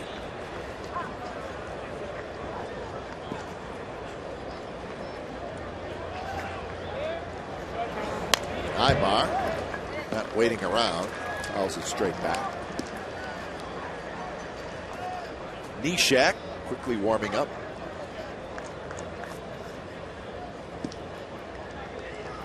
Reddick in right field is very shallow. Last night from the right side, Ibar hit a ball off the left field wall to drive in a couple of runs. 3 runs in the 3rd inning by the Angels, all with 2 outs. Similar situation here.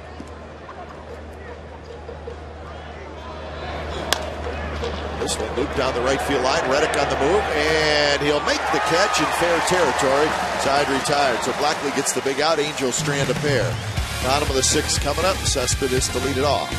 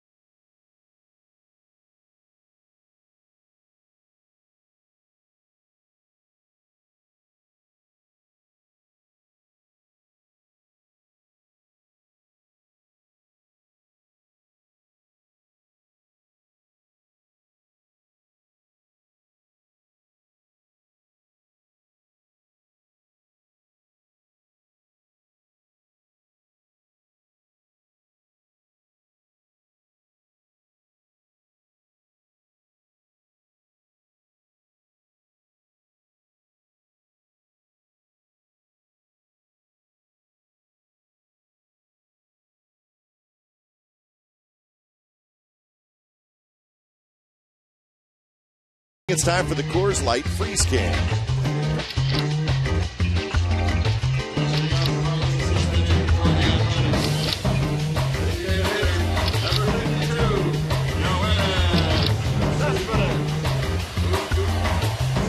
Coors Light Freeze Can is brought to you by Frostbrewed Coors Light. It's the world's most refreshing beer. The sun's starting to show up just a little bit, as it is now the bottom of the 6th inning. Danny Herron and the Angels leading 3-1. The 5-inning numbers for Herron: 3 walks, 6 strikeouts. And a lot of pitches. That was number 88. And not surprising, bullpen activity already to start this inning. Banjo Man in the house today. Right below us. Yeah.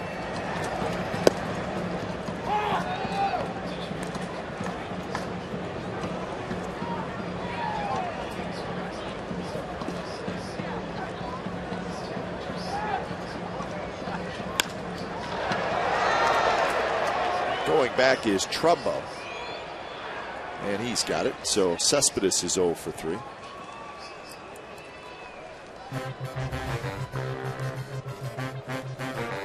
Well, A's 2012 postseason rights. So all you got to do is place a deposit on 2013 A's ticket plan, and you're going to receive 2012 postseason rights. That's the way you do it, Ray. There's nothing wrong with that. For more information, go to oaklandathletics.com/deposit. So you get in postseason, and you're ready to go for 2013. 2013? Man. Mickey Morbido gets a schedule. You know, it's around the corner. I think the schedule is close to being announced, I do believe. 2013 schedule, which of course will be interesting with the addition of the Houston Astros to the National League, or from the National League to the American League. Well, Mickey Morbido, the second line to Mike Sega, the Indians. And longest tenured director of team travel. They get it first and make some adjustments. So that Mickey would get it and tweak it a little bit, see what happens. One thing he's always trying to do is get the day games on getaway. Similar for that. What the A's do, very accommodating. As this is the final game of the series, and it's a getaway day for the Angels, so they'll arrive home at a reasonable hour. So Carter swings and misses. So Carter 1 for 3 now with a single and a couple of strikeouts.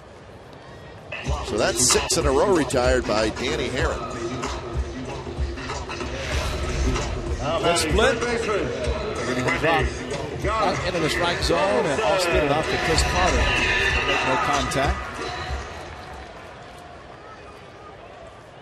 So that'll bring up Donaldson. But certainly teams in the AL West, their schedule affected the most outside of the Astros, because now they're going to Houston 3 times.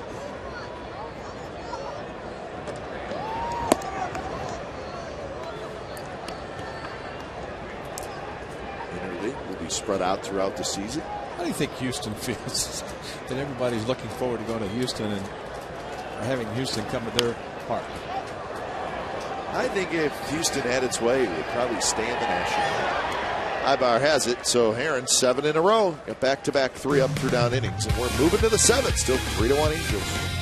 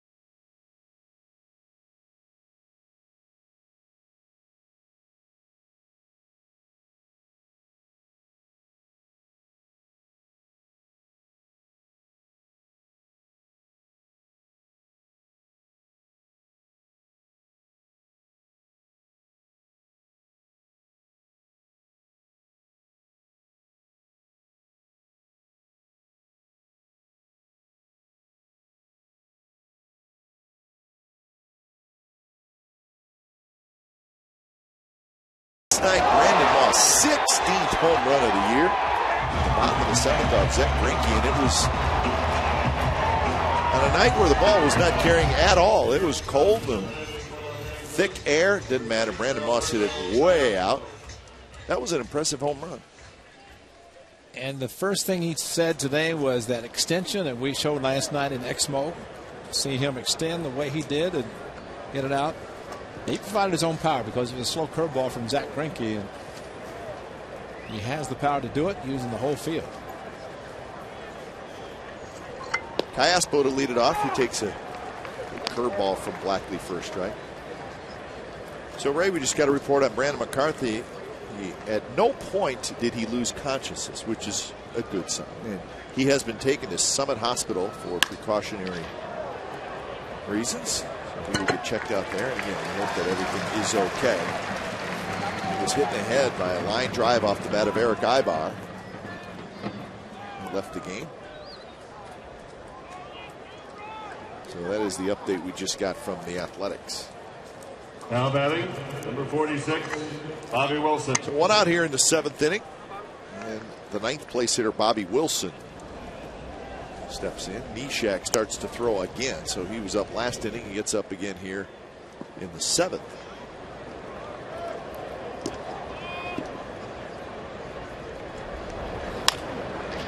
Blackley, I got it for 2 2/3 innings. 1 hit last inning, the double, and then the big strikeout, a fly ball Ibar. And still just a great guy to have available. Spot starting or in the bullpen.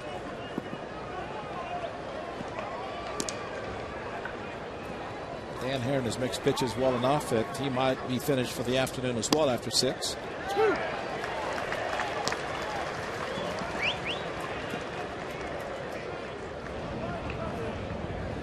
Garrett Richards starts to throw.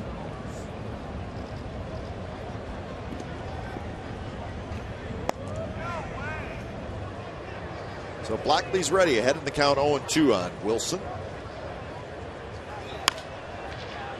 Right at Donaldson. And that's out number 2. So Wilson is 0 for 2 with a sacrifice bunt. Now head to the top of the order, Mike Trout.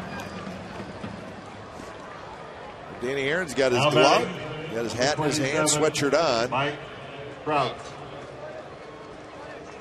Gives you the feeling that he may be done for the afternoon. It gives Mike Scioscia and Mike Butcher the feeling that job well done, considering trouble, bases loaded, got a big strikeout, and A's could have very well either tied or taken the lead when they had the bases loaded, just one out.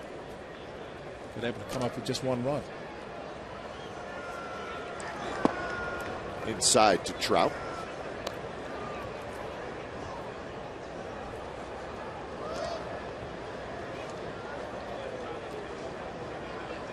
I see, we don't want Travis Blackley to say, I've got a great pickoff move. I'm going to let Trout get on base so I can pick him off. Try to get him out the way Brandon McCarthy did very well as Blackley in the 5th inning. Travis Blackley, his great move now is spread around the league. Be careful if you get on base, he'll pick you off. You don't have to get a big lead for him to do it. I think they prefer to have Mr. Trout just make an easy out and get back to the W. And now it's 3-0.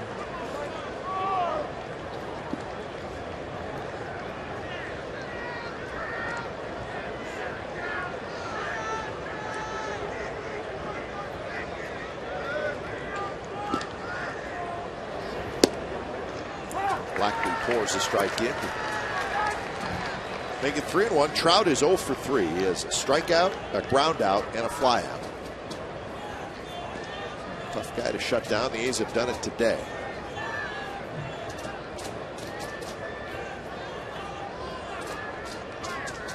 And now he's going to be aboard for the first time. Well, Bob Melvin is going to go to Neshek, and this would be more of if the move is made. Now, he is not called to the bullpen. Now he is, because Blackley can keep Trout close. Neshek, though, will be brought in with 2 outs to try to get the 3rd out of the inning, and that's why they're going to bring him in against Torrey Hunter. When it's time for a change, think Speedy Oil Change and Tune-Up, your oil change, tune-up, and spa experts.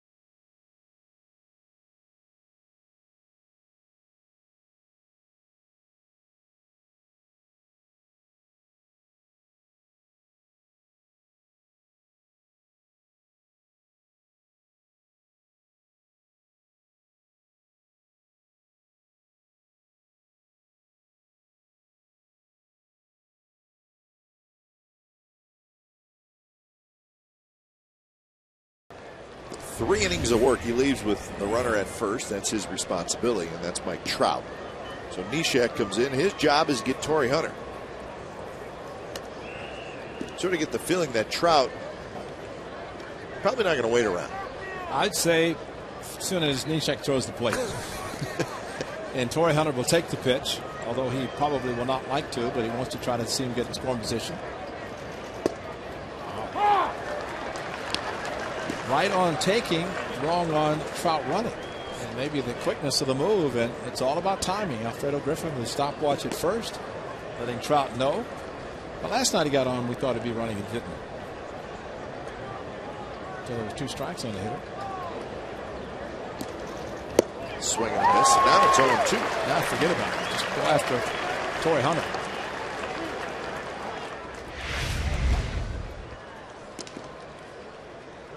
But the right hand coming straight up and pointing. Strike 2. With the great follow through.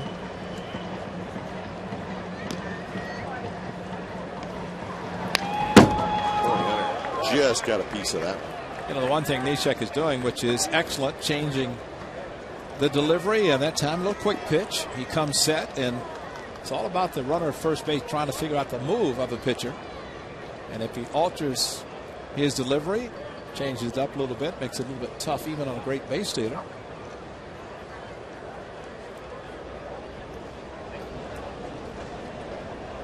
So Cook now is up, getting loose.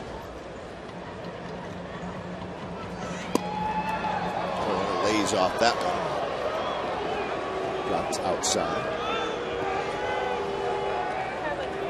Trying to get him to chase the slider, which is a pretty good pitch. Out of the strike zone. Aggressive Torrey Hunter. Just wouldn't offer at it, though. Oh, he's running. And he just gets back.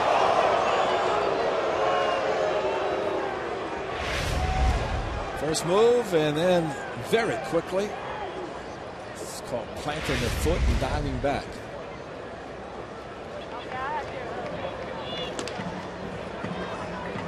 A very big lead.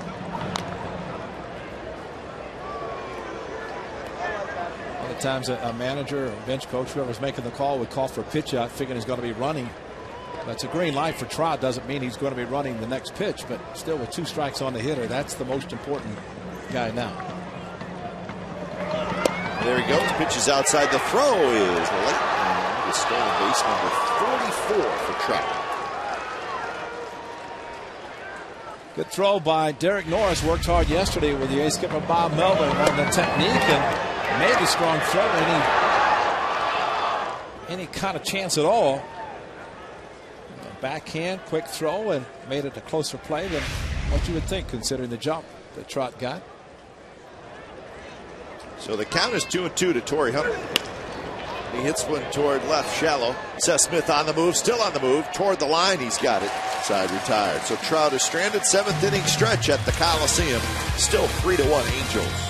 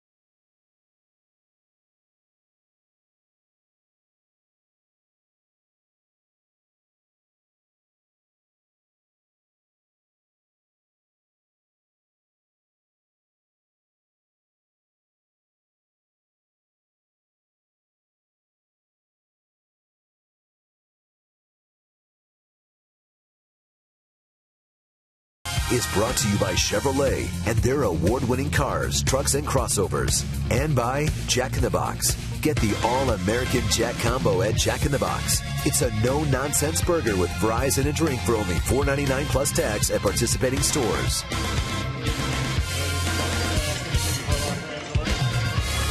So the A's trailing 3-1. It is the bottom of the 7th inning, so they'll have 3 more shots at the Angels, and they'll do it against the Angels bullpen. Dan Herron finished after 6 innings. When it's time for a change, think Speedy Oil Change and Tune-Up, your oil change tune-up and Spog experts. As Garrett Richards comes in. See the numbers for Richards, but what's fresh in our minds is what he did on Monday. He came in the game, he struck out the side. He was very impressive.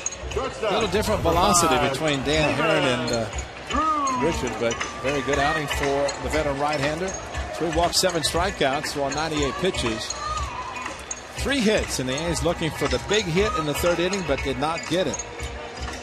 Mentioned Travis Black, the big strikeout, runners at 2nd and 3rd. Dan Herron got the big strikeout, bases loaded. With 1 run in, and Josh Reddick at the plate could not make contact. 3 pitches, strikeout. Stephen Drew to lead it off. And that hit. How's your right knee feel, Mr. Fairchild? Thankfully, you're wearing shin guards. Cut fastball just cut past the glove of Bobby Wilson, and watch the right kneecap of the home plate umpire. Whoop. But they do wear shin guards extending over the shoes. Did not feel it thanks to the protection of the shin guard. Drew hits one to shallow right center. Trout is under it, and Stephen Drew is retired. He's 0 for 3. Just a late movement on the pitch and off the glove of Bobby Wilson, and right knee. He felt it, but wouldn't take any extra time. So 1 out for Norris. 8 consecutive A's hitters have been retired.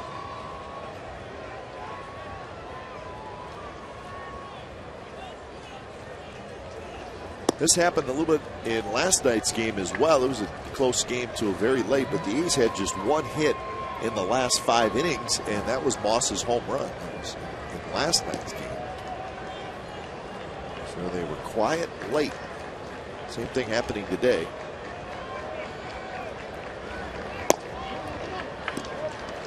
So 2-0 to Derek Norris, who has walked twice and scored a run. Much better. And that's a big deal for the Angels. It was really bad for a while, the bullpen. I think this guy has helped, especially the bridge, to get to the setup. Because Downs has been very good in the setup role. Well, Garrett Richards in AAA was a starter for a while. And then he went back down, pitched in relief, and was very good, and then was brought back on the 22nd of August.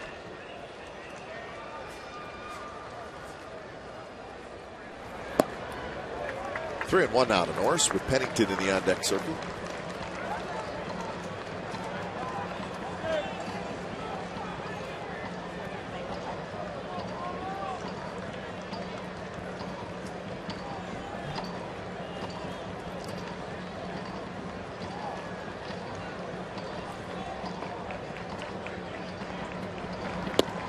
That pitch runs inside, and Norris walks for the 3rd time today.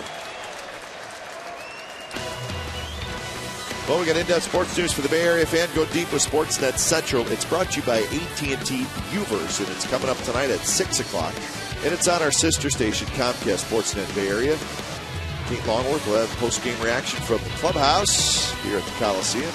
Have all the baseball highlights, and the 49ers get ready for the Green Bay Packers on Sunday. Dave Benz, Scott Reese will host. Number 37, Brandon Moss. So Brandon Moss is going to hit. So Pennington gets a couple of at-bats today. Well, managers have bullets they like to have available, and Brandon Moss is one of the bullets. Big home run last night. He has the power. And with the runner on base, the A's down by a couple of runs. You'd like to think home run to tie it, but just keep the inning going. And that is the main thing. Very impressive home run last night off Zach Greinke. The curveball outside and just the full extension and tremendous shot to left center. Carried and he said, I'm not even in the lineup today. But coming off the bench, trying to do something special here in the 7th inning. 16 home runs, a ongoing career best.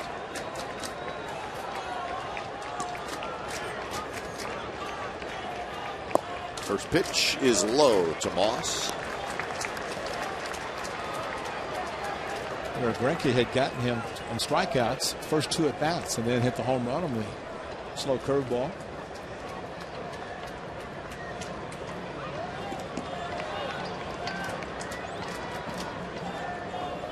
Moss with a shot, base hit right field. Norris will round second. He's going to try for third. The throw is way offline. So first and third, 1 out.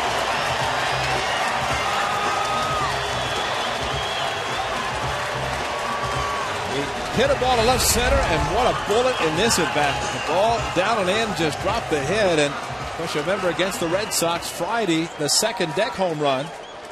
A shot that cleared everything. This one just passed by so quickly. And glad to see Derek Norris going to third. Let's throw way offline, but you have to go to third on that ball. Norris, did he almost get hit? Wow, up around the head, but that's how hard the ball was hit. He avoided being an out and headed to third base. So Garrett Richards, much different performance today as opposed to Monday. So Nick Morande comes in, the left-hander, and he'll face Coco Crisp.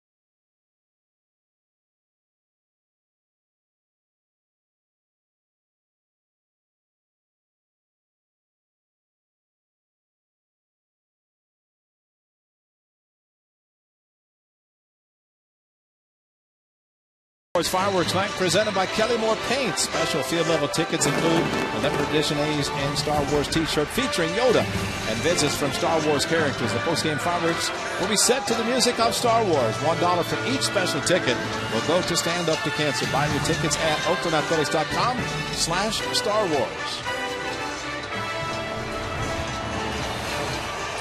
So the A's with something going here in the bottom of the 7th inning, trailing 3-1. So Coco Crisp steps in against rookie Nick Morande. Fastball low 90, slider and changeup from a lefty. And double-A. Rookie ball. But impressive.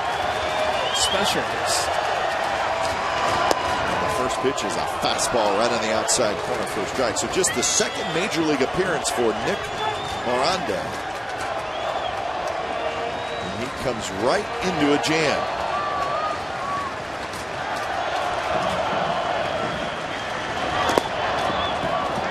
Strike earlier.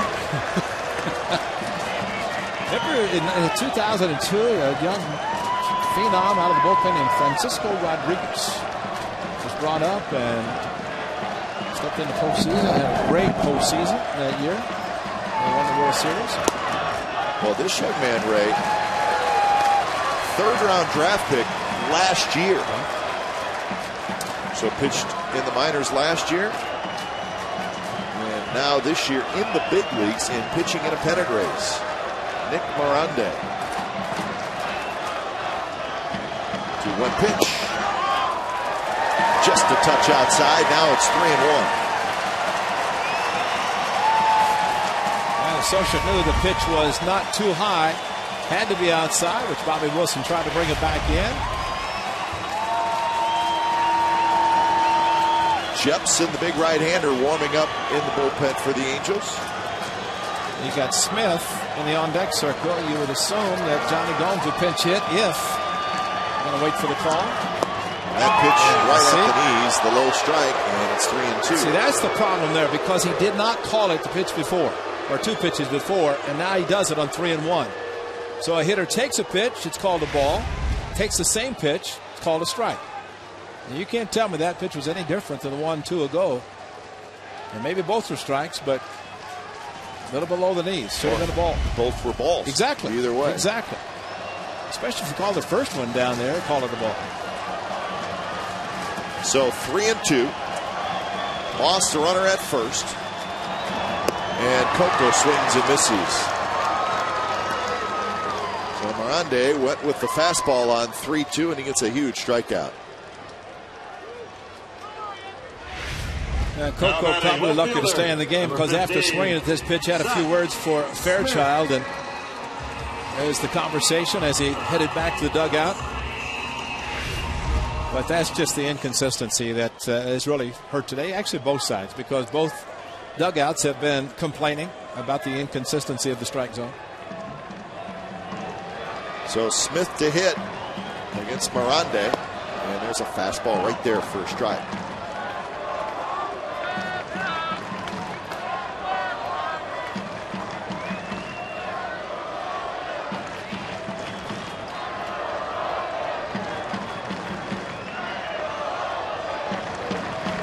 Swing and a miss on the slider. So you saw the fastball, and now you saw the slider from Nick Miranda.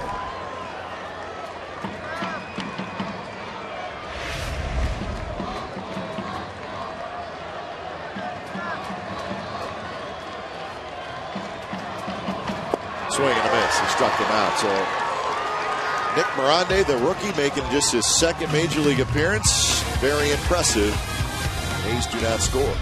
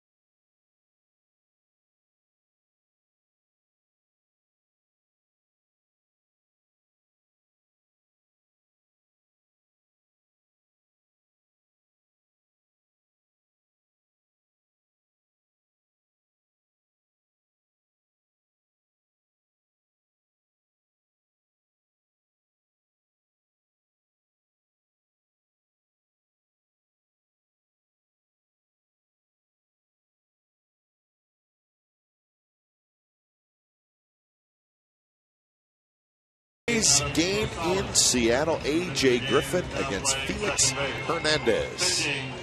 6:30, A's pregame line. 7:05 the ball game from Safeco Field in Seattle. 3-game series. Start of a 7-game road trip. 3 in Seattle, 4 in Anaheim.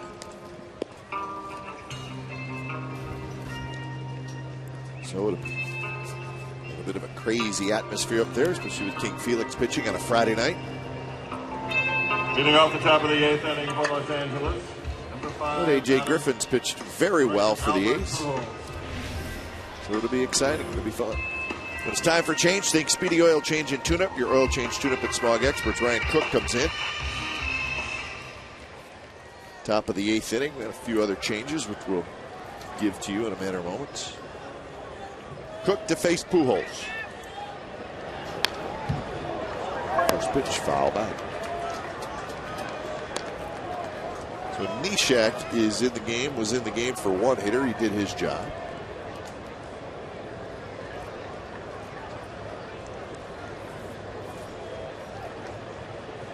Pujols today is 1 for 3. Another fastball. This one Pujols does not swing at, and it's called a strike. And an easy 94-mile-per-hour fastball from Ryan Cook, and he's made some adjustments, and it's worked out perfectly for him.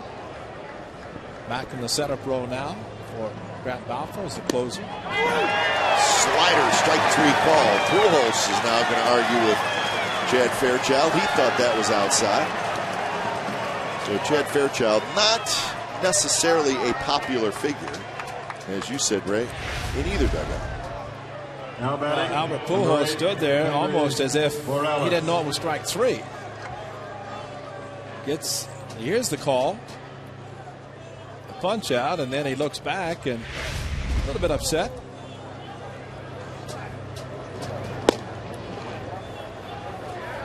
So with 1 out, Kendrys Morales will hit.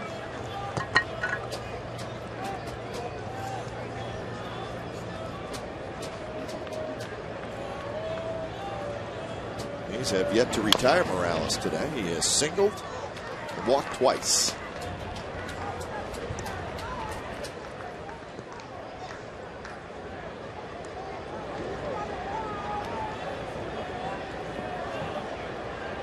So Ryan Cook last pitched. Pitches outside against the Red Sox.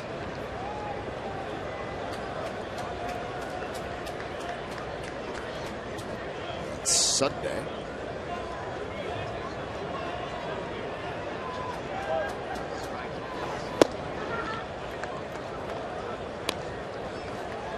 Sunday was when Bob Melvin wanted to get his main relievers in the game. They hadn't pitched in a little while.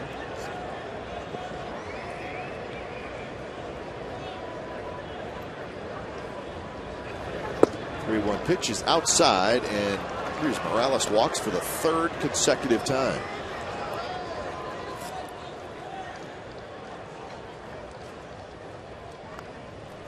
So Cook allows a base runner, and here's Howie Kendrick. Number 47, Howie Kendrick. I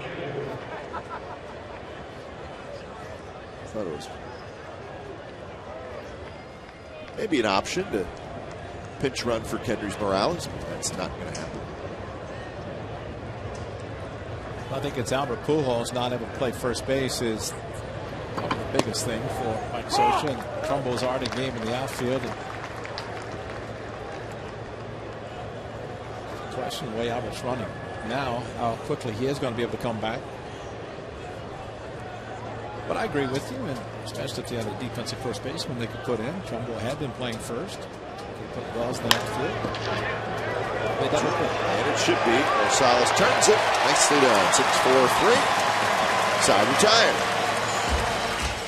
So we're headed to the bottom of the 8th. Still 3-1 Angels.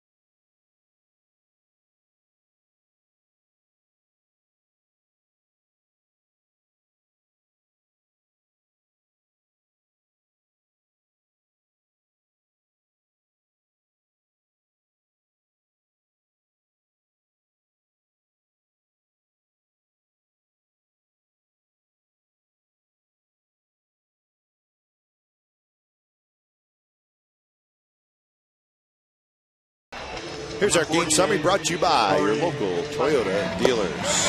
Early on, Brandon McCarthy, very good. Dan Herrick as well, and that was a big play right there.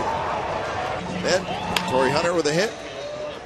Albert Pujols with a double. And a two-run single by Howie Kemp. Made it 3-0. A's got on the board thanks to Seth Smith with the RBI hit. That was in the bottom of the third. Nothing since. Josh Reddick. So 3-6-1 for the Angels, 1-4-0 for the Athletics. And Brandon McCarthy, of course, left in the fourth inning after being hit in the head by a line drive off the bat of Eric Aybar.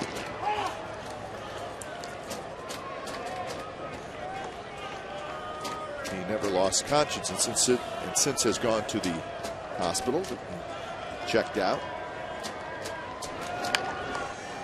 So bottom of the eighth, Reddick, Cespedes, and Carter.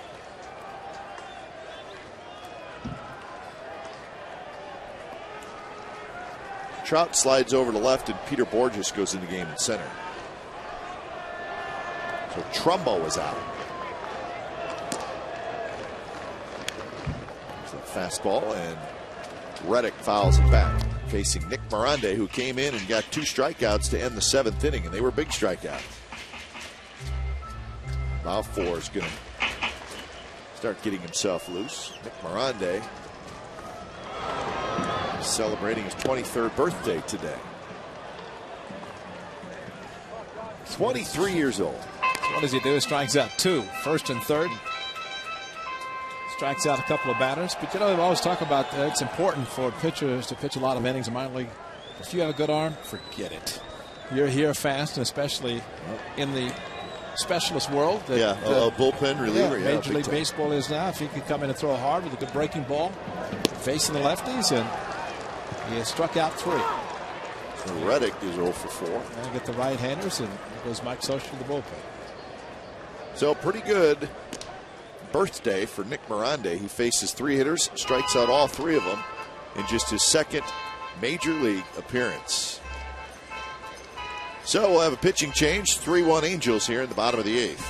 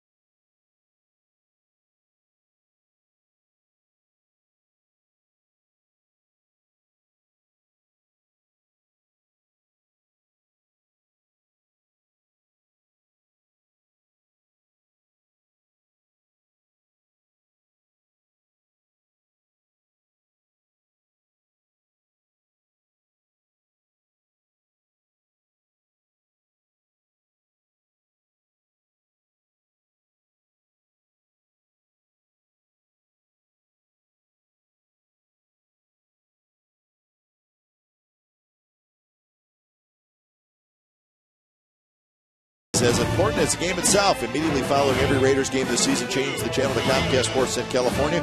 The Raiders post-game live, hosted by Jim Cosmore, Bill Romanowski, and Lorenzo Neal. Kate Longworth and insider Paul Gutierrez will be live in the locker room September 10th. That's Monday night. It'll be immediately after the Raiders-Chargers game right here in Coliseum. So complete Raiders coverage every night on Sportsnet Central and CSNCalifornia.com.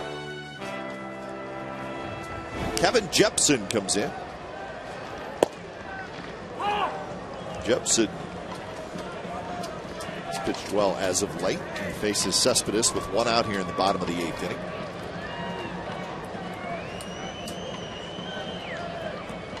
Another hard throw out of the Angels bullpen. This guy from the right side.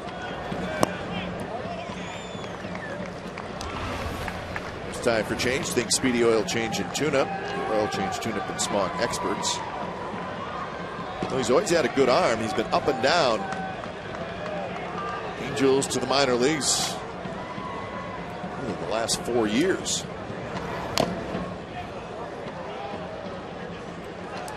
His one full year in that stretch was 2010.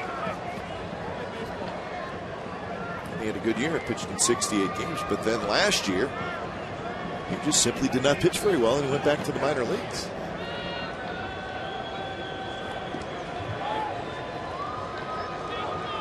Still a big fella, hard thrower. 28 years old, Kevin Jepson.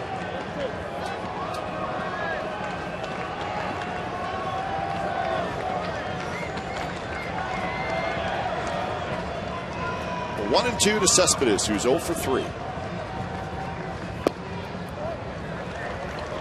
Cespedes today 0 for 3, but the 2 fly ball outs to left field. Just missed them. 83-mile-an-hour off-speed pitch from Dan Haren that Cespedes hit that looked like maybe had a chance, but did not provide enough power. And that's how Dan Haren was able to change speeds effectively today through the 6 innings that he pitched. Fastball, 97, but outside. See, you challenge a power hitter and throw down the middle, you could get hit, but that's where changing speeds can be effective. A's need a base runner.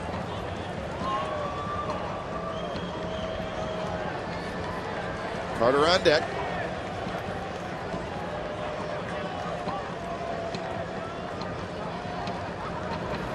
Cespedes swings and misses, and that's out number 2. So 4 consecutive A's hitters have struck out. How many for the day? 11. Wasn't so bad when they're striking out double figures and winning, but It's a little bit different. Number 22, Chris. Fastball. Here's a challenge fastball. X-ball. The bat just a little bit slow from Cespedes to the hitting zone.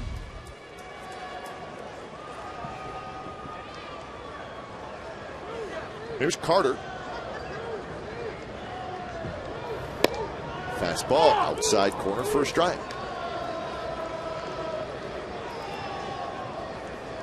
1,137 strikeouts, most of the majors for the A's.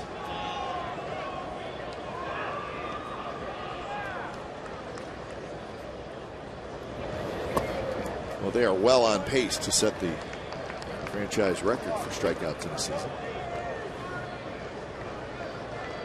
Carter's got a couple of them today, also has a single.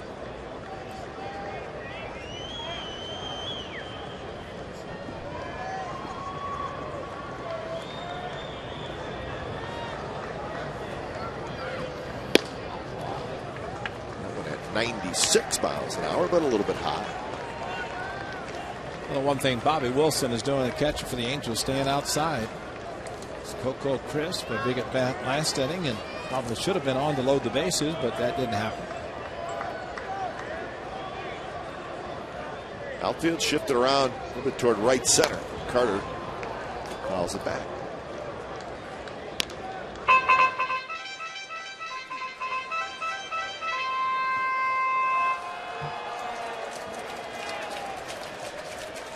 So 2-2 to Carter. Trying to get a board for Donaldson, get that tying run to the plate.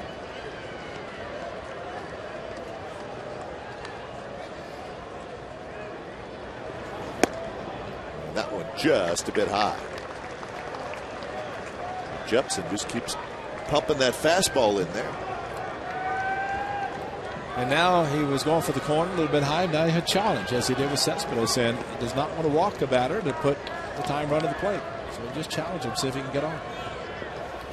And he did, and Carter swings and misses. So A's strike out 3 times in the bottom of the 8th, and we're on to the 9th. Still 3-1 Angels.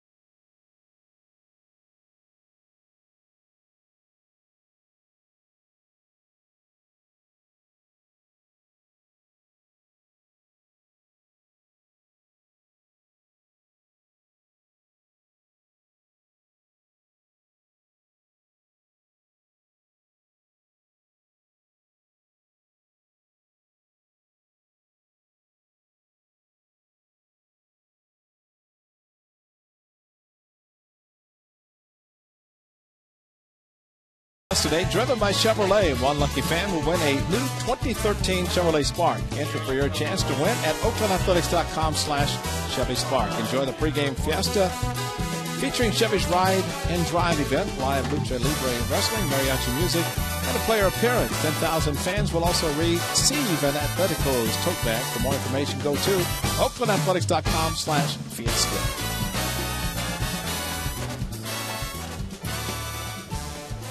3-1. It's the ninth inning. It's been 3-1 since the start of the fourth inning. Angels scored 3 in the top of the third. The A's came back with their 1 run in the bottom of the third. That's it.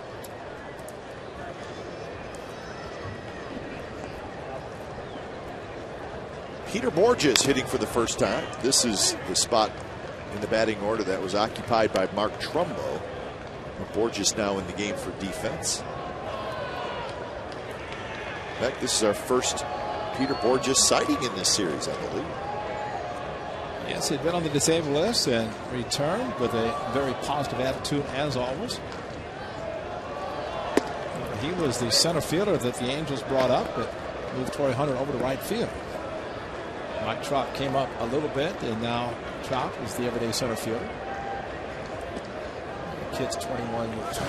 Come on. It's tough. It's tough being Mike Trout. Probably a pretty good time for Mike Trout to get an alias when he checks in a hotel, too. You know. Otherwise, radio stations would be calling.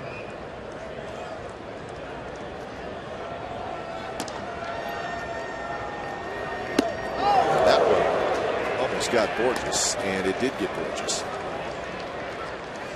So he's going to be aboard.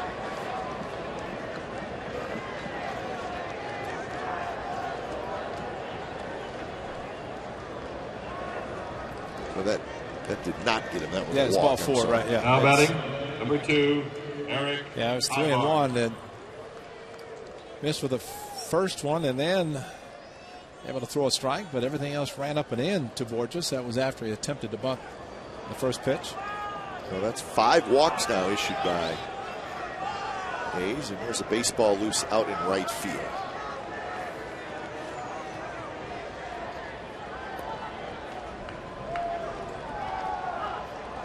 Balfour is going to start to loosen up again.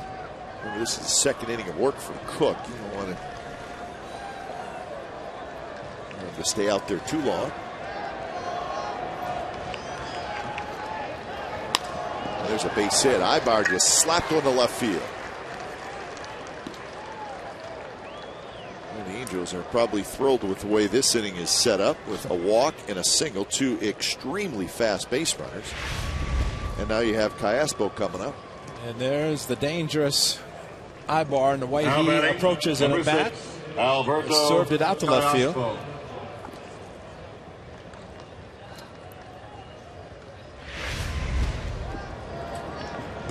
Ibar would be the first to check on Brandon McCarthy, as he was the one that hit the ball in the 4th inning. No hitter likes to do it. Unfortunately, again, we hope Brandon McCarthy, everything turns out to be okay with his visit to the hospital. But as we talked in our open about Ibar, the way he uses the whole field, and pitch was away and just taking it up the middle, and unfortunately made contact with the A's starting pitcher. Well, you don't see him take that big swing trying to hit home runs, because it's not going to happen. But he's got 7. And even last night with Doolittle, it was just an easy swing, and the ball jumped off his bat in a 3-2 fastball. Callaspo shows bunt early. And in this spot, no real secret that Callaspo is probably going to be bunting, as both corner infielders are in. Myceres Churez has come out into the on-deck circle. That's Bobby Wilson's spot. Bunted, and it's a good one. Norris is going to have to hurry. He can't pick it up clean, and everybody's safe. It was a good bunt, and Callaspo's pretty fast.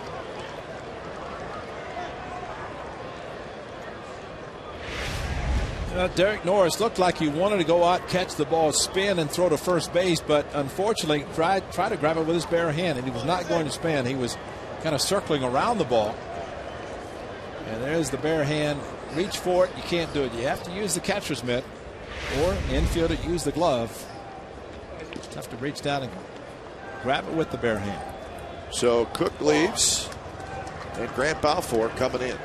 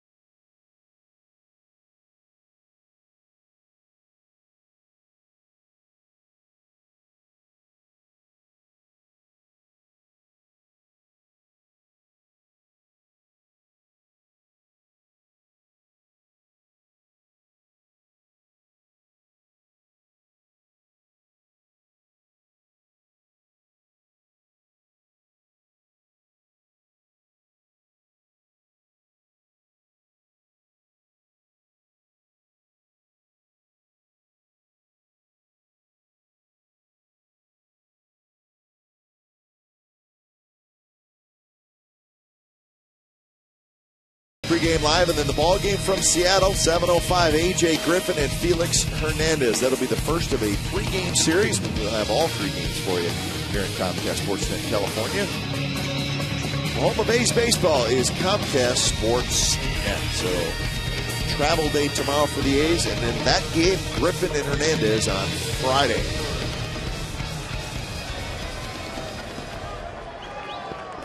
Felix Hernandez actually lost his last start after not losing since the middle of June. The A's in trouble here. Bases loaded, nobody out. Grant Balfour comes in, and he's going to face the pinch hitter, Myceres Torres. Oh, with 4 catchers, Mike Scioscia can do this without a problem. And so he brings his Torres up for Wilson, and Grant Balfour is brought in trying to get strikeouts. And infield, with Borges' speed, thinking about if ground ball's hit, go to him. Go to the plate, that is, to try to get a force out. The runner at third is Borges. Ibar at second. Callaspo at first. So that last play on Norris, sacrifice and then an E2. So the first error in the game for the Athletics. Outside, 2-0. Balfour has a little glance into Chad Fairchild. No, but he's happy with the home plate umpire today. So that means no Christmas cards for him? I was going to say, when the hitters are mad at you, and then the pitchers start getting mad at you, that is not a good sign. And Bob Melvin had to control himself before the top half of his inning, because he had a meeting with him to make some changes with his lineup. Holding his breath. There's a strike to Torres. 257 with a couple of home runs for Torres. Miller's throwing.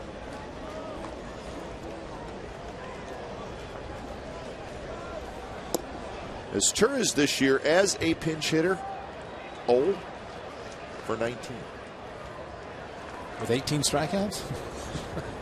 Probably not. 3-1. Now Balfour absolutely has to come in. On deck is Mike Trout. And you just do not want this inning to get ugly.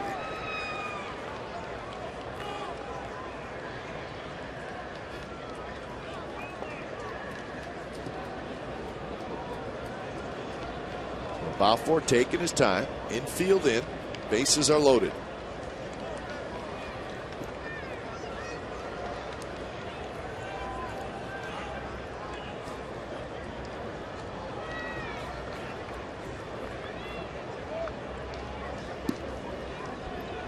The 3-1 pitch is low, and he walked it. And That's going to be run number 4 for the Angels, and there's still nobody out.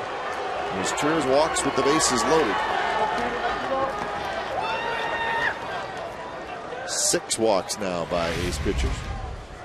Well, it's not that low, and at least from what Chad Fairchild has been calling today, the fact that Derek Norris didn't catch it shouldn't have affected him, but again, a 3-1 pitch that Toko would love to have had ball 4. In this case, as Tours gets it. And as a reminder, umpires are graded. Home plate umpires are graded on every pitch that's thrown. Be curious to find out the grade of Mr. Fairchild. So now Trout will hit. First pitch is a strike to Mike Trout, who's 0 for 3 with a walk. He walked in the 7th. He stole his 44th base, but was stranded.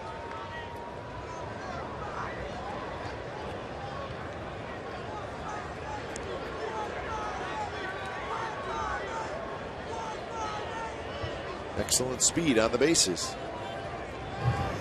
Swing and miss by Trout, and now 0-2. Torrey Hunter is next.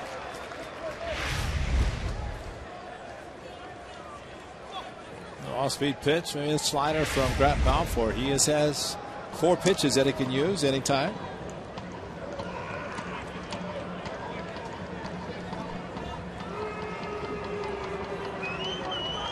Trout calls timeout.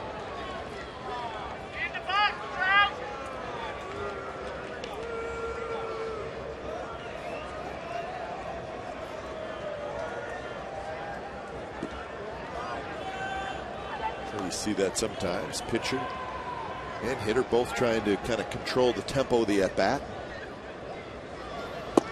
Strike 3 called. Trout taking, and he strikes out for the 2nd time. Big strikeout. And he's chatting with Mr. Fairchild.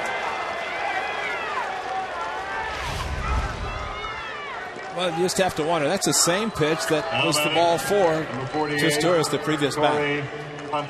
And Trout was in the on-deck circle, saw the pitch and said, well, he's going to call it a ball for him, call it a ball for me. And sometimes the scouting report on an umpire is swing the bat. Frustrated hitters today, but from the A's standpoint, they still trail and still trying to get a big out. 2 more big outs. This is Torrey Hunter. Swing and a miss. Good breaking ball from Balfour. Torrey Hunter is 1 for 4. He knocked in a run in the 3rd inning. Angels have added 1 here in the 9th.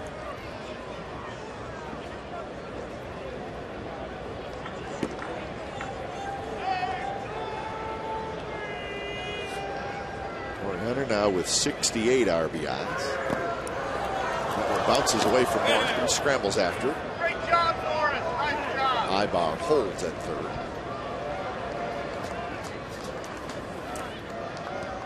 Frieri, Ernesto Frieri, the closer for the Angels, has been standing out in the bullpen for a while now, so he's loose.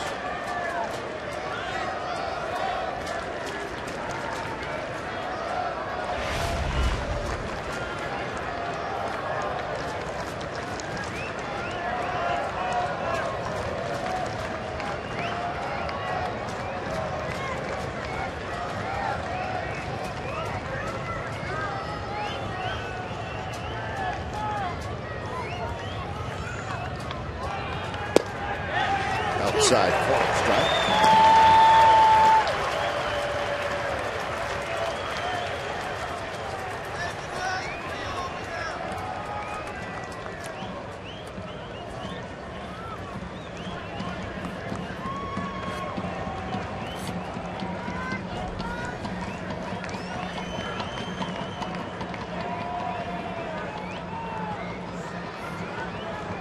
One-two pitch is tapped toward 3rd, but foul.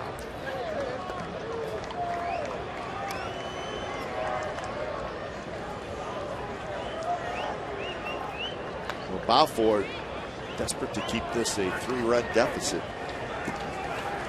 Again, the A's have to play halfway because of the speed of Torrey Hunter, and kind of in between, if they're not assured of turning a double play, they have to throw to the plate, try to get the force out, try to keep it at this point a 3-run game. It looked better when it's a 2-run game. Trying at least right now keep it at 3. Then kind of a chance to win.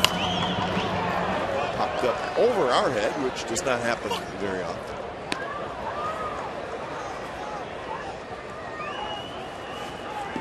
Gentlemen didn't really have to move a whole lot. That's the kind of foul ball you like. Just a box.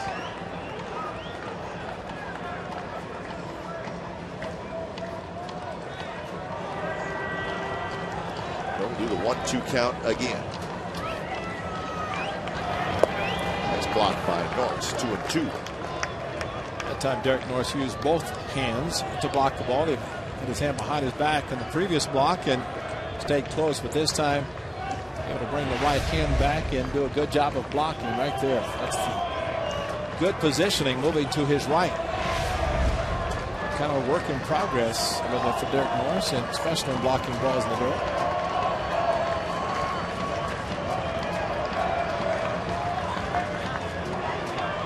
So now 2-2. That one hit up the middle into center field, a base hit. 1 run scores, 2 runs score.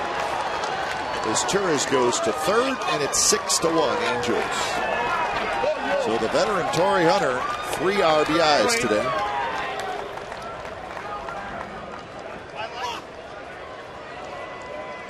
Well, now Bob Melvin's coming out again, and he's going to get his closer out of there. Well, that's the biggest thing. Get the closer out, trying to pull a Houdini act to get out of the inning, but didn't happen. So Miller's coming in.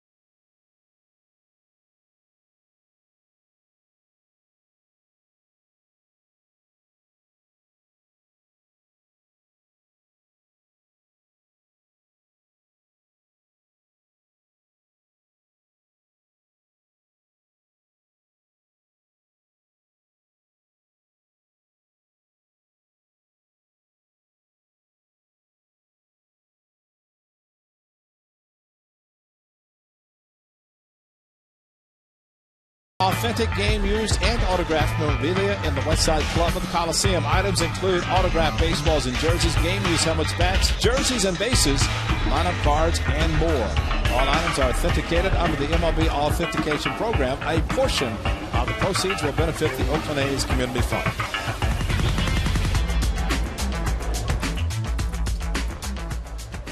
Angels have scored 3 times to take a 6-1 lead. Now Miller faces Pujols. Runners at first and third, still only 1 out. It was a tough time for the A's last night as they were trailing 2-1, but the Angels 2 in the 8th, 2 in the 9th. And this afternoon, as you mentioned, 3 in the 9th. It's almost as if the Angels have heard all about the A's walk-offs. 13 of them this year. They don't want to give them a chance to. If they are going to walk off, they're going to have to score a lot of runs. The old add-ons. Yeah.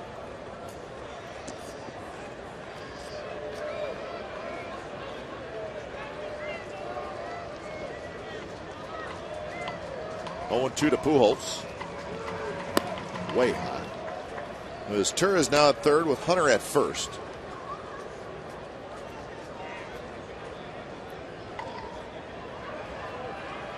Two walks, 2 singles, a sacrifice, and an error. Swing and a miss. Pujols strikes out. He's now 1 for 5. So he had an RBI opportunity and leaves it out there. Just a good fastball. Able to get the future Hall of Famer out on 3 pitches. Morales.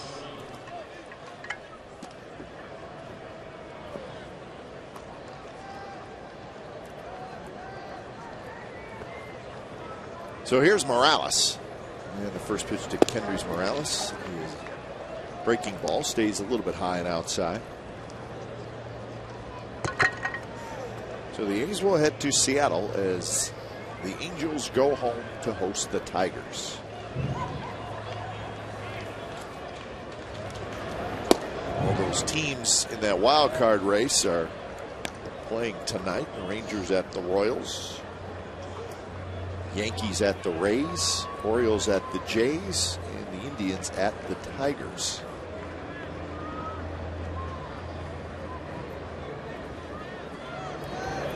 Swing and a miss. 2-1.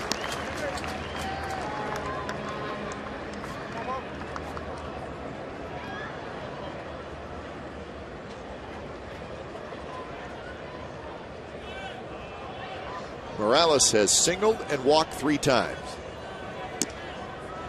Pops this one foul. A couple of big series this weekend. The Rangers will be in St. Petersburg to take on the Rays. How about this one, Ray? Yankees at Baltimore for 4, starting tomorrow night. Camden no small crowds at Camden Yards this weekend. There better not be small crowds. There'll be a lot of Yankees fans That's there. all right. Hunter takes off. The throw to second base is late, and the run comes in to score. So Torrey Hunter took off. Miller stepped off. But the middle infielders just could not get there in time. But when Miller threw it toward second base, Izturis just took off for home. Well, when the fake went and the throw, instead of looking back to Torrey Hunter at second, he should have been looking at Izturis at the bottom of the screen, because he's coming off. You have to look back, concede the run to second because nobody's there to cover. And once the throw went to second, Izturis able to just trot home. When you see nobody covering second, don't throw. Don't throw. Because you just have to concede, look the runner at third and say he's... Rosales throws in time. Side retires with 4 runs for the Angels. So we head to the bottom of the 9th. Angels now leading 7-1.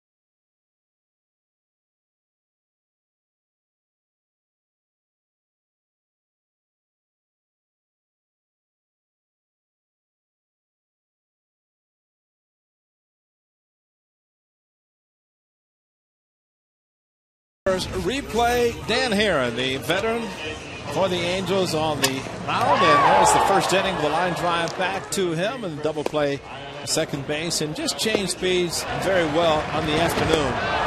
Probably the biggest blow came off the bat of Stephen Drew. That was almost a home run to right field. That would have tied the game at 3. Instead, he went 6 strong. 3 hits, just a run, 7 strikeouts. It contributed to the number of strikeouts once again today. The A's striking out a lot.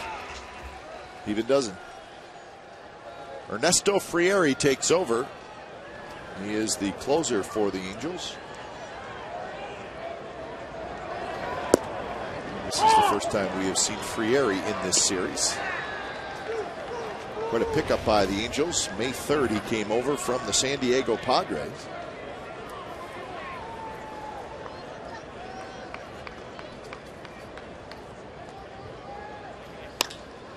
Fly ball center field. Borges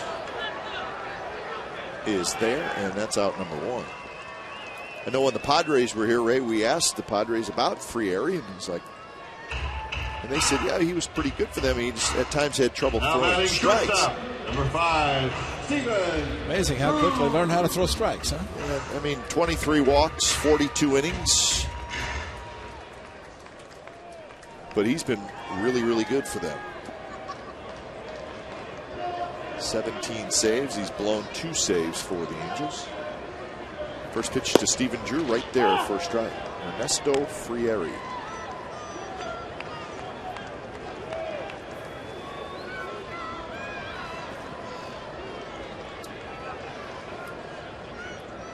Stephen Drew is 0 for 3, a fly ball and a couple of strikeouts, and he's behind in the count 0-2. I remember how every time we see the fake to third, look to first, and it's just a casual, well, there's nothing happening. Well, we just saw at the top of the inning of what can happen when you fake to third and the guy takes off, and as it turns out, a run scores. Drew hits one toward Borges, left center, shallow. Now Borges has to come in, and plenty of speed to get there.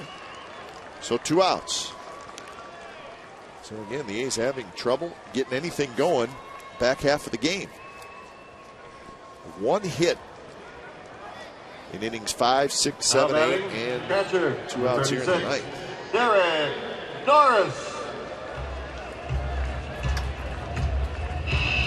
A's post-game live will be coming up from the studio right at the conclusion of our game.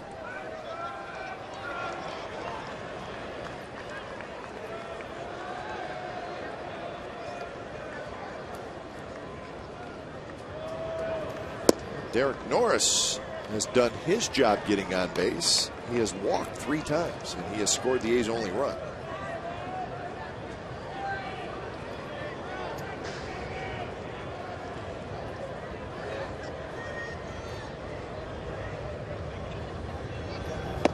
Fastball, swing and a miss by Norris.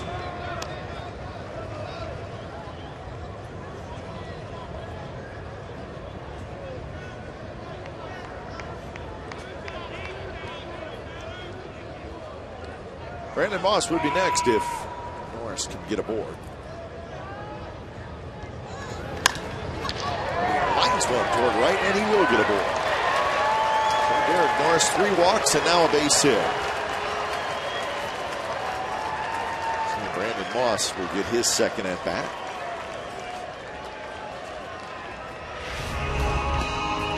Fastball down and away, just went nicely to the opposite field. And it's always good to see for a power hitter who likes to pull the ball. That is Derek Norris, but a patient day and ends up having a perfect day.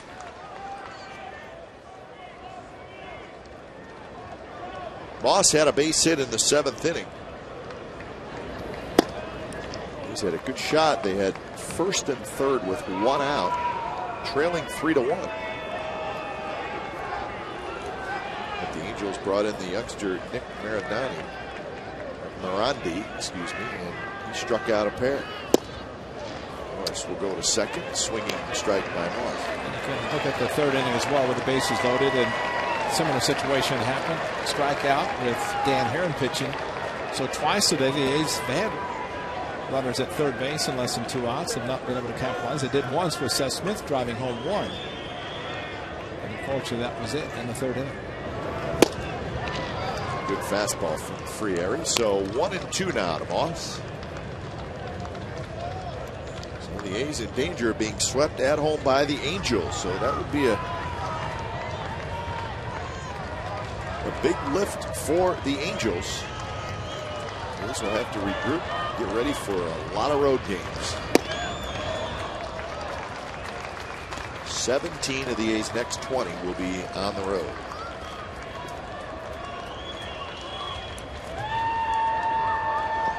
And 17 of those, they don't have to worry about walk-ups. But as they're on the road, they have to score early and maybe close and come in and close out a game.